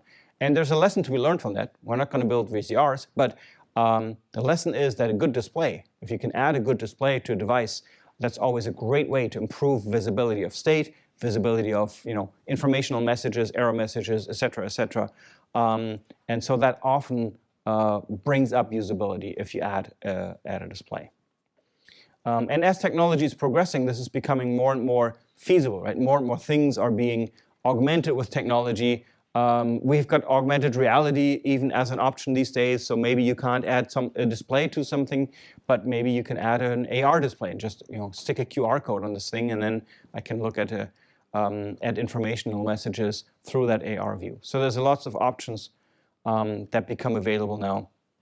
And we also saw, for example, for a long time, tower PCs were built that they would always have all the USB ports at the back, until somebody said, can we finally please, let users not crawl under the desk and, ruin their pants when they're trying to stick in a USB stick. And so they started putting these outlets at the front as well. Here's a student who was really into cars sent me this image of this car. And he said, do you notice anything weird about this car? Yeah. Yeah, no handle on the back door, right? The rear door doesn't seem to be doesn't seem to have a handle, right? Yeah. Yeah. That is actually where the rear door handle is, right? Boy, I would love to meet that design. Like sometimes, do you have this? Like sometimes you want to be in the room when the decision gets made. I would love to hear the discussion on this one. Like, hey, let's hide the rear door handle and put it in the. Are you sure, Bob? That's a good idea. Yeah, it's going to look so cool at the Automotor Show in Chicago. And like, but people are never going. Don't worry about it. It's great. Anyway, so this is something, and there. So aesthetically, right? Aesthetically, this may be something that you can discuss. Maybe this is cool, right? But aesthetics are not always. I almost want to say rarely in line with usability. And aesthetics are mostly things that will maybe sell the device in the first place, right? The car. Maybe also will create a reflective design connection because it looks very well designed, or maybe there's on the visceral level there's a connection because it looks so sleek and got the smooth rear door. But on the fundamental level of behavioral usability, this fails, right? And okay, so you go out, you buy yourself this car, right? And let's say you're by yourself, like it's your car. You're going to figure this out, right? But you hardly ever sit in the back seat, right? So the rear door is usually being used by other people, right? Like your parents or your friends. So there you are stopping at like the Frankfurt airport trying to pick somebody up, and like people are honking at you from all the sides, and your friend is coming up. It's like, yeah, get in the car. It's like, but how? So this is already going to be a struggle. And now imagine a taxi service buying these cars, right? These taxi drivers are going to probably kill themselves, right, over this, right? Or they're maybe going to make a big sign like, the door handle is over there, right? And at that point, I think the designer has kind of like, failed in their job. So notice that when you think about use or think about user interfaces, you got to always look at the context of use as well, right? Just because something looks sleek or elegant or innovative, Swedish hairdryer, doesn't mean that it's going to be useful. And in order to imagine it, you have to either imagine this thing in the world or actually go out and use it in the context where it's supposed to use. Or even better, and that's what the whole second part of this class is going to be about, or the third part, I should say, after history, you should let people try it out and see what happens. Because I can guarantee you, if any users use this car in a somehow realistic situation, there would have been very clear feedback. And you need to also figure out, am I designing for experts? Like, am I designing for somebody who's using this every day?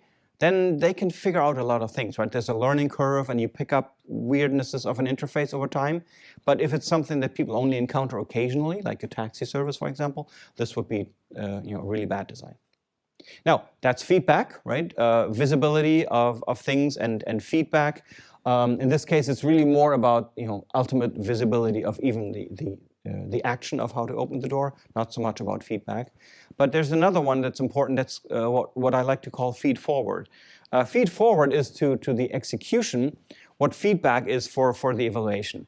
So it's information that helps you know what you can do. It uses all the things that we know about already, signifiers, constraints, and mappings.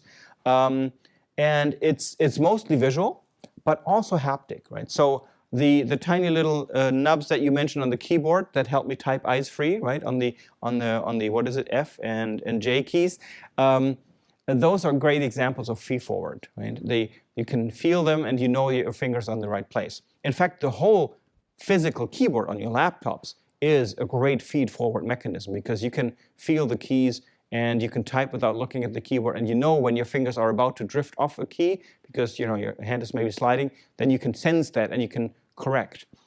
Try that on the touch screen, right? Doesn't work because there's no feature for your fingers to feel. Okay, so that's a lot about feed forward, feedback, and these kinds of things. And now we want to take a look at human errors. And maybe, should we do another short break at this point? I think, yeah.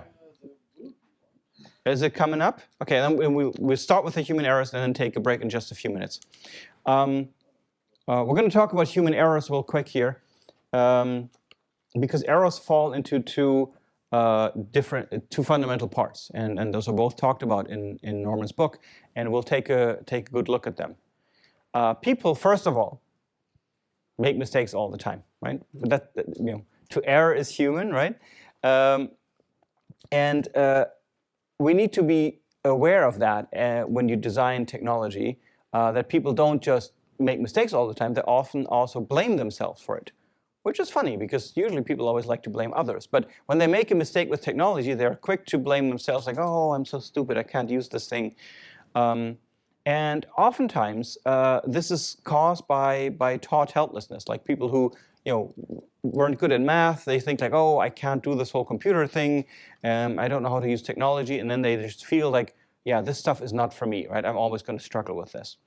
And this can actually lead to learned helplessness as well. Like with technology, there tends to be a conspiracy of silence where if you ask a whole bunch of people in a company, for example, so who's got trouble with the system to I don't know, register your vacation dates or something, and people are like, yeah, well, nobody will want to admit it that they have an issue because they think, oh, it's just me, I'm just too stupid for it. But as you probably picked up by now, errors that users make, user errors, are design errors, right?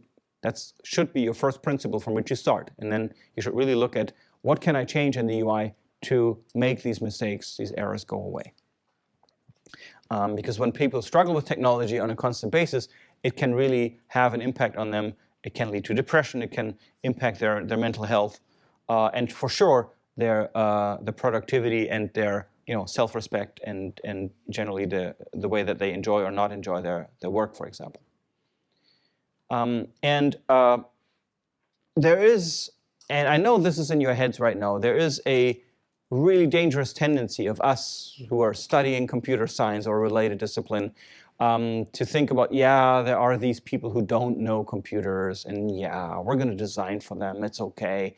But not only those people that we like to quickly think of as, oh, these dumb people, right? That is not the dichotomy I want to establish here, right? Everybody makes these mistakes all the time, right?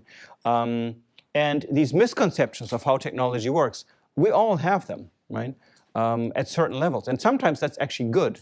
For example, I'm pretty sure that most of you don't think about, everyday mechanics around you, like of things falling to the ground, on a level of Einstein gravity and speed of light kind of stuff, right? Because we don't need that kind of precision, right? These effects don't matter, right? The Newtonian model of physics is good enough, and in fact, for many everyday things, even the ancient model of if I kick something, then it'll move and then it'll slowly slow down, and that's all I need to know. That's good enough, right? And an example that I think you'll find a few words about also in the book is on thermostats. And often a misconception, thermostats, the things that you twiddle on your heater in order to set the temperature. There's a misconception that if you want it to get really warm really quickly, that you crank it up all the way. Even though the thermostat basically just heats to a certain temperature and then stops, right? So if you want to get quickly to 20 degrees, it's going to get to 20 degrees just as quickly whether you set it to 20 degrees or whether you crank it up all the way and then stop it. And then the 20 degrees is going to be there at the same time, right? Because it just turns on or off based on whether it has reached that. But so a lot of people think about a thermostat still in the sense of an old style valve, where if I crank it up all the way, it's going to heat up faster. It doesn't, right? It just goes to a higher end temperature when you do that with a thermostat. So that's often a very simple example of a misconception that people have of everyday technology. So what I'm trying to say here is people make mistakes because their conceptual models aren't right, but they're good enough to work for them in everyday situations, but sometimes with technology they may not be good enough. Now we're going to take a look at two kinds of errors people make: mistakes and slips. Mistakes are the result of conscious decision making, and they're often major events, major things that go wrong. The reasons for those can be all sorts of things. This is, by the way, you can recognize the 7 stages of action here, right? It could be the goal is wrong, or the plan that I formulated to get to my goal is wrong, or I leap to wrong conclusions from what I saw, or I derive false causalities, right? When you have people saying like, oh, I printed this letter at home and then the internet broke, right? We get that because if these two things happen at the same time, then people build a causal model of it. So these are actually difficult to detect. If you're trying to figure out whether somebody made a major mistake, then it's hard for you, from a software point of view, to notice that, because they're doing all the right things to get to that goal. It's just the wrong goal, right? So you won't often be able to recover, or to help people recover from these, because they are really hard for you to detect. People need to sort of detect them themselves. And there's lots of these around, right? For example, one class of mistakes is the memory lapse, right? So memory fails during your goal setting or your planning or your evaluation. So for example, you've got a car that gets repaired and the mechanic repairs it, and while he's doing that, he gets distracted because a phone call comes in or something, right? And he's distracted and then he returns to his job, and then because of that he overlooks something, and then the device fails, right? So that is an example of a mistake that is happening on a fairly high level of planning, right? Another example are the knowledge-based ones, as Norman calls them. These are things where people don't have the complete knowledge, and that's why they report or they evaluate the situation badly, right? So if a device reports back the weight of an item, and people think that this is in pounds instead of kilograms, then they make a mistake by interpreting that value wrongly, right? Because they didn't have complete knowledge of what was going on. And finally, another one here on a mistake is rule-based. So you look at the situation, you evaluate it correctly, but the action that you do is actually wrong. For example, let's say you're a nightclub security person, and there's an emergency exit, and you don't want people just to escape through that because you think that they're just skipping the bill, right? They just want to avoid paying. But if there's actually an emergency and you don't know about the emergency, so you basically evaluate the situation. There is a customer, he's trying to get out of the emergency exit, and you apply the wrong rule, right? You apply the rule like, yeah, that's not right because he's trying to just not pay his bill, rather than, oh, there's actually a fire in the club and we need to make sure that these people can get out. So these issues are all examples of mistakes. So conscious thinking, conscious decision making is happening, and it leads to the wrong outcome. They're less fun. The other ones are way more fun because the other ones are actually much more frequent, and they happen more when we don't pay close attention, when we are not in conscious thought and not in conscious deliberation, but more sort of maybe distracted and make something slips under our radar. Yeah. Wouldn't the example with the nightclub also be a knowledge-based issue because the person doesn't have the knowledge that there is a fire? Yeah, you can. Yeah. Yeah, you can look at it this way as well. Again, these are lenses, right? We put on. We try to say sometimes there's a rule that you're trying to establish, but you pick the wrong rule. Yes, you're doing it maybe because of incomplete knowledge. So there's always ways of looking at these things from different points of view. Slips. So we're going to talk about slips now, which are most everyday errors that we make. They're small things that go wrong. They are things where you've got a goal, but somehow on the way to executing it, things got messed up. Usually these things are fairly easy to discover, and they mostly actually don't occur when you don't know a task, because when you don't know a task, you pay close attention, right? When it's the first time you operate a lock that you've never seen before, you pay attention. But if you've used it 100 times, that's when things, when your mind starts wandering and you start automating the behavior and it moves into the more like automated subconscious part, and that's when these slips can happen. So they often happen because you're not paying attention, which is okay, right? It's not a bad thing. You may not want to pay attention to an everyday thing. Maybe you're busy with something else, you're tired, you're stressed out, bored also, or you just have more important things to do than to pay attention to this. In that, I want to refer to a nice book by Jeff Raskin called The Humane Interface. It's a nice read if you want to pick that up. Talks about a lot of very interesting insights into how people interact with technology. And he has this example where he says, like, I can walk and I can eat, some peanuts. I can do all this, subconsciously. But if I'm supposed to solve a math problem, then that's when my mind is occupied, right? At that point, I can no longer do a second thing. Just as I mentioned earlier, reading something on my smartphone and talking to you would be something that would be really hard, unless I'm reading the thing that I'm supposed to say. So let's look at these kinds of slips, these small, everyday mistakes that happen in the middle of things. So the first class of slips here is action-based. This is when you perform the wrong action. For example, it's morning, right? So breakfast time is an excellent moment for these kinds of slips because you're not quite there yet, right?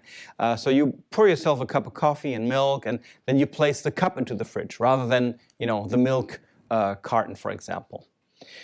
These action-based things mean that you pick the wrong action, and there are a whole bunch of these. Capture slips, description similarity slips, mode errors. There will be lots of these that are all action-based that come up. Yeah? I have a question. Go ahead. What's the difference between the action-based slips and rule-based mistakes? Because they're both. Yeah. So you perform the wrong action, and the other one you also perform the wrong action. Yeah. So you often end up picking the wrong action, but a good way to distinguish between mistakes and slips in general is if somebody makes one or the other, and afterwards you stop them and say, was that what you wanted to do? And then in one case, they will say, in the case of a mistake, they will say, well, yeah, I thought these people were, running, for example, they were running for the exit, right? They were trying to escape their, paying their bills, for example. So in one case, people can explain their behavior, but something in their reasoning basically went wrong. But they did what they did consciously, right? They did exactly what they meant to do. It was just the wrong choice. In the case of a slip, of any kind of slip, the moment you stop, people are like, oh, that was, of course I didn't want to do that, right? Of course I didn't want to put the cup in the fridge. Why would I, right? It's messed up. So the one thing happens as part of a conscious sequence of deliberate decisions, and the other one is one where your mind is playing a trick on you. Basically, your attention slipped and you did something that you didn't mean to do in the first place. That's a very good way to distinguish them. A second example of these, and we're going to go into more details on these, are the memory lapse ones, where memory fails you and the intended action isn't done or its results are not evaluated. For example, you leave the house and you forget to lock the door. Because it's just something where you intended to do it at some point, but then something happened, you got distracted. Maybe you started thinking about what you had to do at work, and then you don't lock your door. So let's look at these action-based ones in more detail. So first of all, capture slips. Capture slips are one base example of an action-based slip where you pick the wrong action. And they happen because two action sequences start with a similar sequence, with similar steps, and then they diverge. But one of them is actually the one that is more trained. So the sequence that you have practiced really well kind of captures the unfamiliar one. This may sound weird, but I'll give you an example that I'm sure you've all heard of or experienced. It's like driving to work on a Sunday.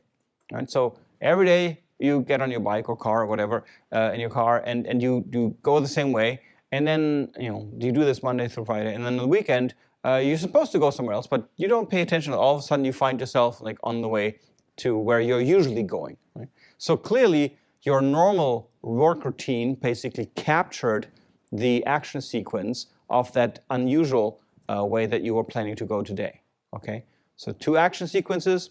One is really well ingrained, right? It's the rut that you are normally doing, and then the other one is kind of taken over by this. Oftentimes, these things are triggered by something external, right? So you're getting into your car, you're launching, you're starting your car, you start driving, and this kind of establishes a certain thing that then makes the more established action sequence take over. Another example, maybe I need to write something down. So usually I always carry, let's say I always carry a pen in my pocket, right? And then if I don't have one with me and I need one, I might borrow your pen and take it, write something down, and then put it in my pocket. It's not because I'm a bad person. It's because this is the movement that is usually the one I do after I've written something with my pen, right? So also the dominant action sequence taking over there, even though it's not the correct one at this point. And there again, if you ask somebody right afterwards, like, did you mean to pocket my pen? It's like, oh, of course not, right? It's clearly something that wasn't intentional. The next example, description similarity slips. These are fun too. This is where the intention isn't quite in your mind, worked out clear enough with enough detail so that it actually fits two different action sequences. This often occurs if similar objects are physically close to each other. Let's say two switches that are the same, or let's say you come back from sports, right, and you take off your sports shirt, and you go into the bathroom, and there's the laundry basket where you're supposed to throw it in, but then there's also the toilet. And if you're really tired from your workout and you're like, wrong container, right? But they both were, similar, right? Similar in description. So you ended up throwing your shirt into the wrong container there. Another example on that, and I'm sure you've all been there.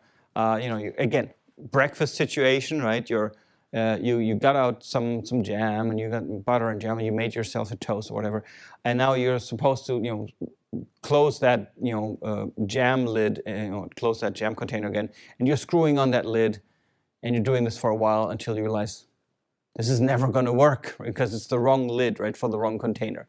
But because you weren't paying attention, and of course the containers look very similar, the lids are similar, so description similarity slips are kicking in, and you just mess these things up. Or depending on how tough your night at Ponstrasse was the night before, getting out your coffee pot and then pouring orange juice into it. And all of these, again, there's a glass and there's a coffee pot, right? So they're similar enough for you to mess them up for your half-awake brain. So these are typical examples of description similarity slips that happen. Another one are mode errors. And mode errors are super, super frequent and problematic with computers. Because as we talked about before, computers are super flexible in their interface, right? Smartphone or a computer screen can show any interface, can be anything you want it to be. But that means that all these different functionalities that it offers somehow need to be triggered, right? So electronic devices and apps and stuff often have really different behavior based on what mode they're in, what state they're in.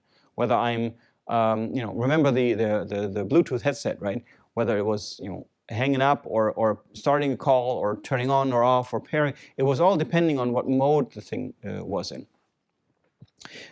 So mode errors happen when you trigger the wrong action as a user because you're doing the right thing, right? You're doing the right gesture. Maybe you're clicking on the right thing in a menu, but the system is in the wrong mode. Okay, this is I'm sorry, I'm nerding out now, okay, but I want to show this to you. Who here has seen this text sequence in their favorite editor? You can come out of the closet, it's okay, it's perfectly fine. Yeah, so a couple of people have seen this. Where do you know it from?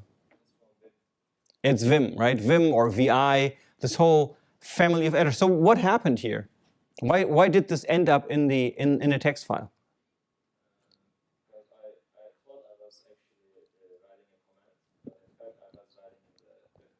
Exactly. So for all of you, and bless you, you didn't miss anything, you don't know Vim or VI, it's a text editor that's installed with every Unix system that ever shipped, I think, in the world. And the way it works, it's a mode-based text editor where everything is triggered through keyboard commands. And not the way that you think keyboard commands like, Control X or Command V or anything like that, but with regular single key presses. So Vim starts up, you see an empty field of text, you think, oh, I can type some text. No, you have to press I for insert, and then it moves from command mode into insert mode, and then you can type some text.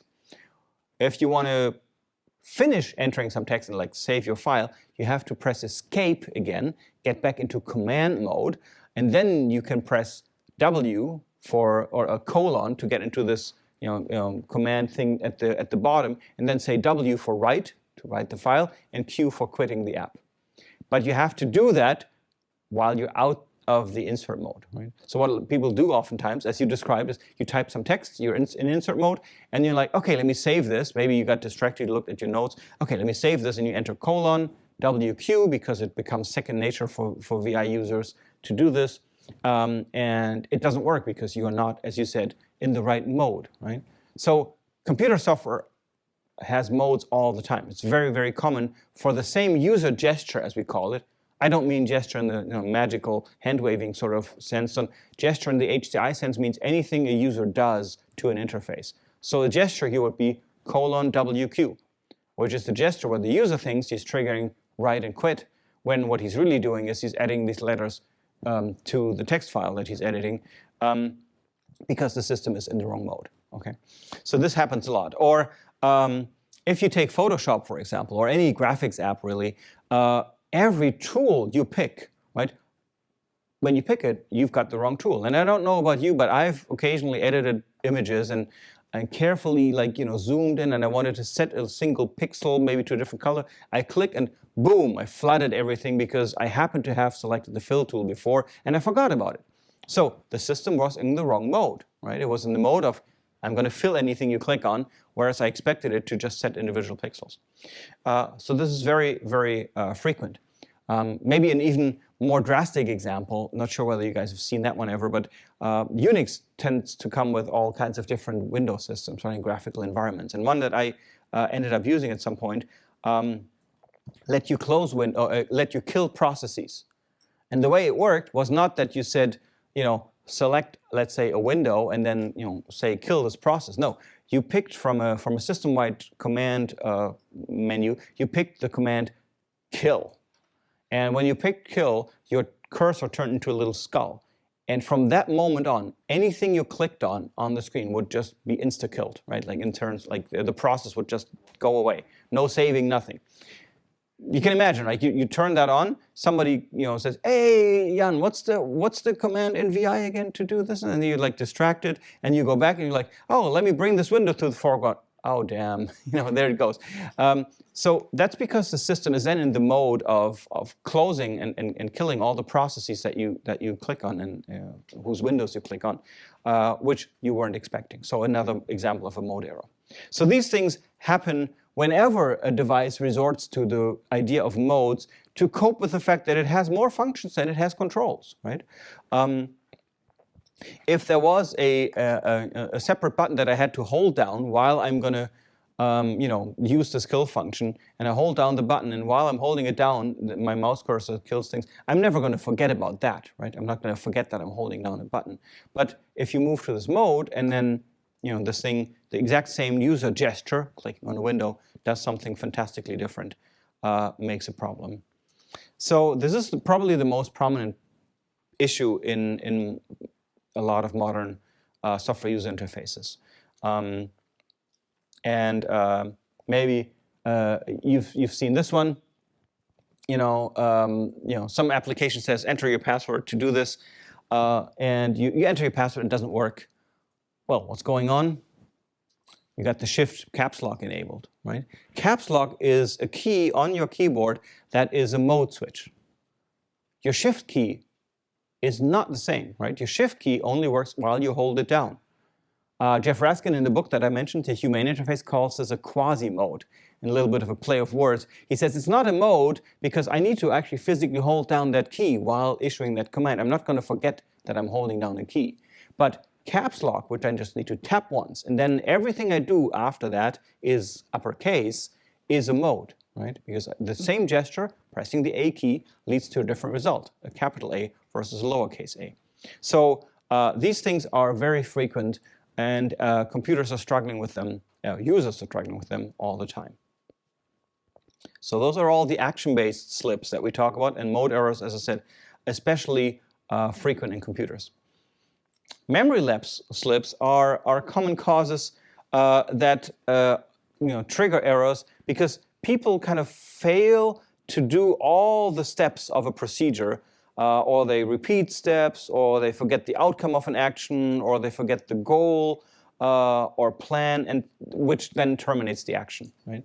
So it happens usually because they get interrupted through other people. So you might have been there, right? You walk into your bedroom and then you're like, oh, what was I supposed to do here? I mentioned this last time. And then you go back to your main room, right? And then you can pick it up again. So that's because you had a memory lapse, right? You had a plan and the plan kind of, evaporated because something else happened. You got distracted. Your mind wandered.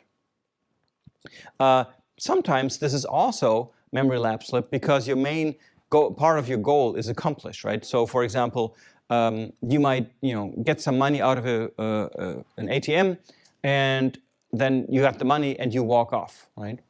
And you may have noticed actually that ATMs have dealt with this issue, right? It happened often enough that people, they go to the ATM to get money, right? That's the point. So the moment your greedy little hands have the money and are holding the money, your brain goes like, I'm done, let's go, right?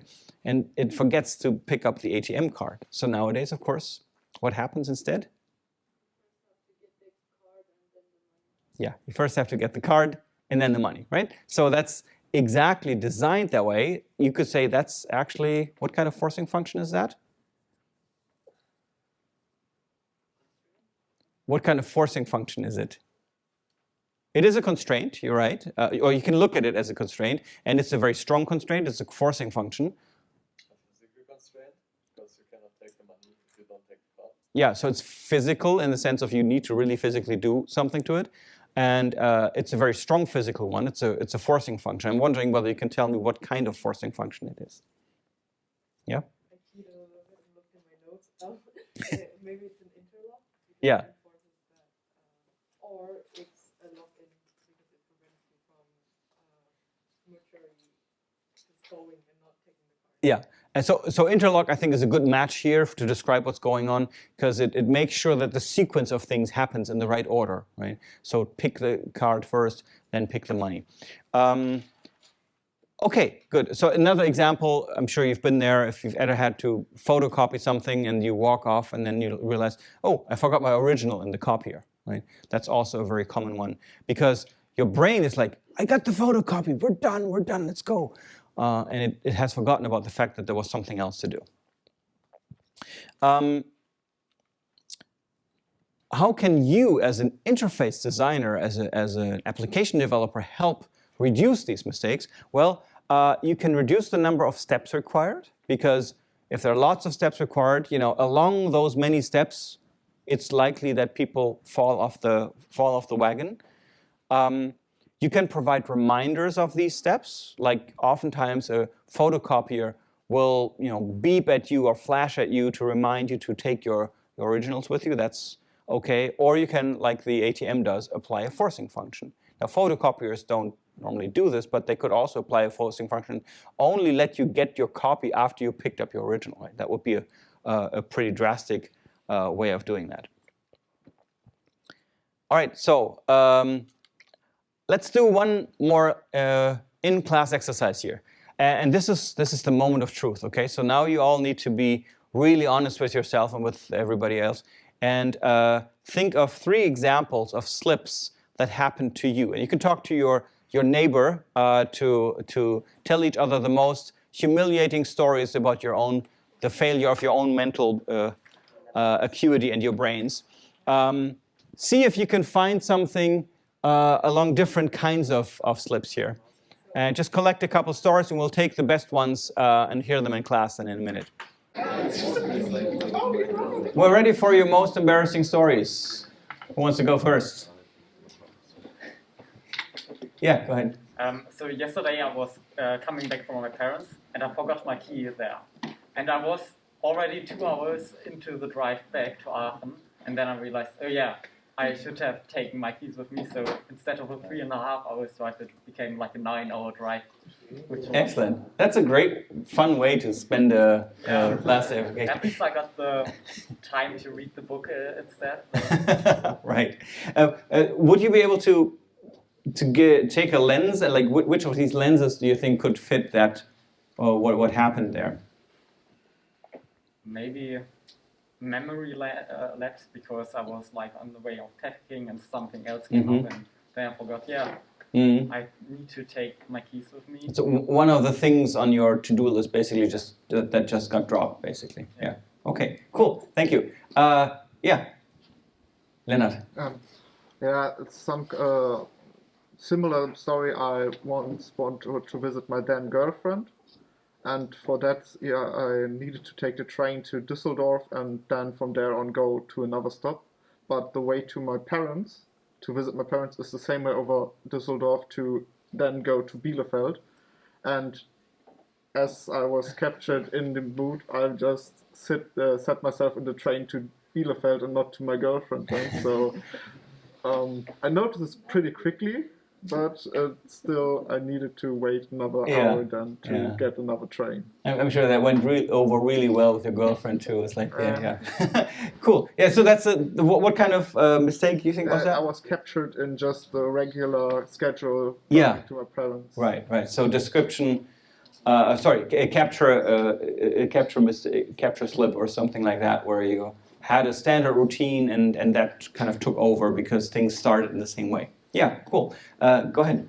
So it's a similar slip, so it's capture slip. Yesterday I was queuing my friend in a competitive game, and we were like grinding at the game, and then we took a break, and I was the lobby leader. So after I returned, I just queued, and we really like tried hard to get a rank up or something, and it was like 10 minutes, I think the game was. And afterwards, we looked at the scoreboard, and it was like a casual game, and my friend was very upset because it was like really trying hard. And yeah, I think the reason is I normally queue by myself and then go casual. And after I came back after the break, I just queued. And You did the thing that you normally do when you come back and restart again. Yeah, exactly. Capture is happening there as well. You've got a standard routine that takes over. Okay, others. Yeah, go ahead. So I have a node slit, because at my home setup I usually have an American keyboard, but then for my work laptop that has a German keyboard layout, so I have both the German and the American keyboard layout installed. And sometimes when I switch, it's still in the old layout, and then I try to type a password, and that just does not work. Yeah. Few times I notice, oh, it was a wrong keyboard layout. Right. So that's a good example because you're actually using the software mode of switching the keyboard layout. So that's actually definitely a mode that can be changed in the device. Even if you didn't have that and we're trying to type something on a keyboard and not realizing that it's physically a wrong keyboard, then you would be more in a sort of description similarity kind of slip probably, where like, okay, looks like a keyboard, so probably it's the US one, but then it's a different one. Yeah, good one. Yeah, go ahead. So I have a hobby that I like to visit the trainings from the professional football teams. So I would spend like 2 hours to get to the mentioned Gladbach training ground.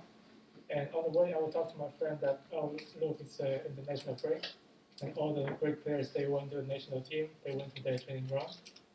And after I get that, and I wanted to sign a jersey from, let's say, Jan Sommer, the Switzerland goalkeeper. And after I got that, I realized it's not there.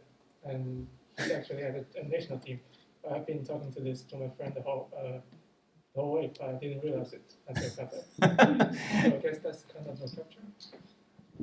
It's kind of what, you think? A capture. A capture, yeah. So with a similar starting sequence leading to taking the wrong turn, sort of, metaphorically speaking. Yeah, okay, cool. Any others? All your brains working at maximum capacity? Yeah, go ahead. I have a thing that happens a lot to me while texting is I start typing a word and then I get distracted and then I type a completely different word, but without noticing it. And then I press send and then the text doesn't make any sense because I just didn't need to type in the word that I actually did. So I'd say it's kind of both capture and description similarity. Words, like the words start in the same way. Okay. So the words, the words do start in the same way, but they end differently then. Yeah. Okay. Yeah. Good one. I remember the container of salt and pepper in a restaurant that we really had to try that somewhere else than our dish to. Yeah, and that's a wonderful example because it's not that hard to make containers that I can tell apart, right? But again, designers go crazy and they make things that look very flashy and very similar to be sort of, create a serene table atmosphere. But then if they look too similar, it gets problematic. Yeah, it's sort of, well, there's the two religions, right? If form follows function or function follows form. And in this case, should the form be decided by the function that it has, then you would design things that are easy to use, right? If, however, function comes afterwards and you think primarily about the aesthetics of it and the minimalistic design and so on, then you get things like, salt and pepper, containers that look the same, or you get, flat icons on your smartphone that don't look like buttons anymore. So all these things come from an overemphasis of the, apparently visually, aesthetically pleasing looks that unfortunately sometimes leave usability sort of under the wheel. Okay, so what can we do with these things? Well, we can try to detect errors, right? So detecting slips, as I said, is easier than detecting mistakes because with slips, usually people will notice immediately when something goes wrong, like, oh, that's not what I was intending to do. But they do require, to be recognized, they do require visible feedback. For example, that password field, if the password field hadn't contained that little up arrow that indicates that my caps lock is on, I could have tried passwords all day, right? Not realizing that until you look somewhere else. So that's actually an example of trying to bring the visual feedback about the mode in this case nearer to where the user's focus of attention is, so that they hopefully realize this. But this can actually, that doesn't always work. Sometimes people are so in their task that even when they're looking straight at it, they won't notice the mismatch. One of the examples I think is this, adjust the window story, where driver's in the car and says to his passenger, "Oh, could you adjust the window for me, please?" And passenger's like, "What?" Adjust the window. And then usually when there's a misunderstanding, you just speak more loudly, and hopefully that resolves things, right? Until that at some point they realize, "Oh, you mean the mirror, right?" "Oh, yes, of course I mean the mirror," right? So this is a wonderful example of, that's a slip, but it's fairly easy to pick up, right? To realize if there is good feedback, because that passenger next to you that looks at you quizzically like you're crazy and says, "I can't adjust the window, really?" That's a good way of feedback, right? That tells you that something is going on, and then you think about what you just said or did, and you realize what mistake you made. And the action-based slips are also easier to detect than memory lapses, because the feedback is actually very tangible, right? In an action-based, when you do something and you see the wrong result coming out of it, where the memory lapse may be something that you only realize hours later, right? When you're like, "Oh, where's my ATM card? Where's my original from that photocopier?" And mistakes are tricky because, especially if it's right at goal setting, nothing will signal to you a wrong goal. I mean, you are free to pick any goal you want, right? What software should tell you that the fundamental goal that you have is wrong. The software is there as a tool to help you fulfill whatever goal you've set yourself. So it will probably have a hard time telling that you picked a wrong goal. It's just not the level of reflection that usually the digital tools we have are at, so they can't really tell these kinds of things. Now, one of the challenges is to find out what the right level is at which to correct people when we do realize something is going wrong. It seems to be that we as humans, when we try to debug our own action sequences, do this bottom up, right? So let's take this. You've got, you go to the parking lot and you try your car key in the car. Let's assume we still have car keys that lock open doors. Okay, just for a second. So you try the key. It doesn't work. What do? You try again, right? Maybe you try the key upside down, right? Because we talked about the evil key design that only works one way. That doesn't work either. So you try maybe another door, or maybe then you start looking, oh, maybe that's the wrong key. So you look at your key ring and no, it's the right key, or okay. And then ultimately you realize, oh, that's not my car, right? So you're going bottom up from like the small to the larger mistakes you could have made, basically going backwards through your actions, 7 stages of action, all the way up to, did I pick the wrong, wrong goal or plan here? Confirmations, by the way, are not likely to catch things. So there's oftentimes, that's the standard design everybody does in computing. If there is a potentially dangerous thing people can do, I'm just going to put a confirmation question in there, like, do you really want to remove this file, right? And this, however, rarely works. Why? Because people are creatures of habit, and so they quickly get used to these security questions and these security checks, and it just becomes part of the gesture of removing a file, right? Instead of removing a file immediately, you just, you click remove and then you click OK. Right? We know this, like the clicking away confirmation dialogues it's like a sport on Windows, right? So you don't really get people to ponder what they are about to do by putting up confirmation dialogues. They're a pretty lame attempt at trying to catch these things. What's better is if you have reversible actions. So you could actually turn things around. So you could say, a trash can on the desktop where I can throw things in. If I make a mistake, I pull it back out. That's much nicer design.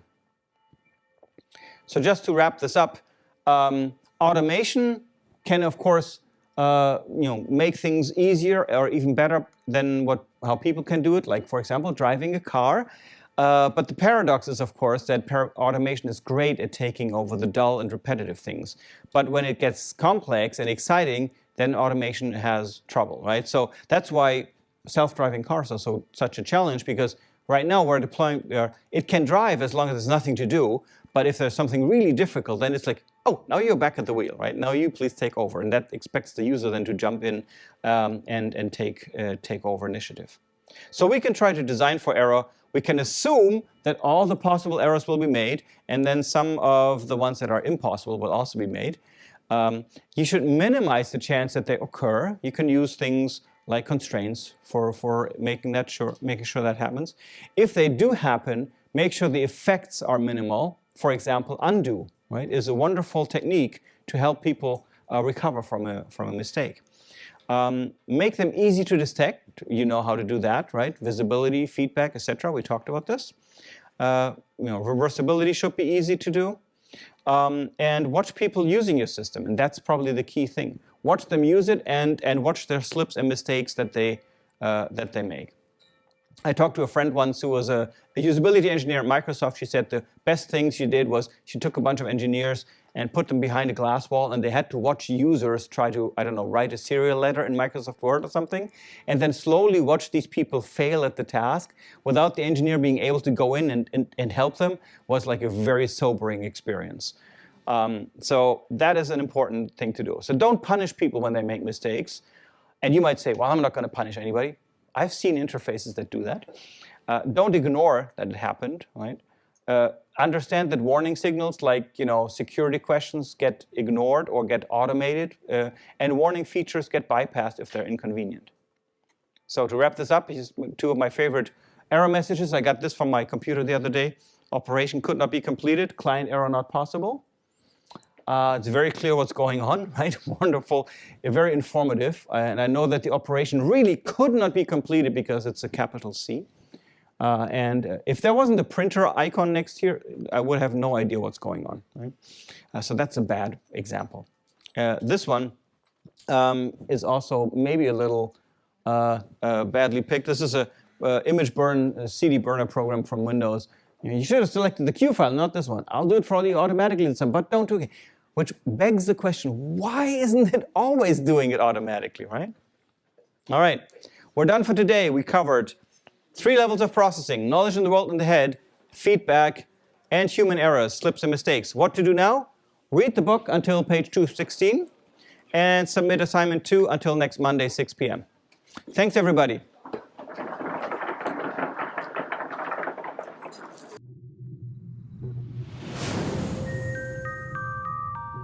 This content was provided by RWTH Aachen University.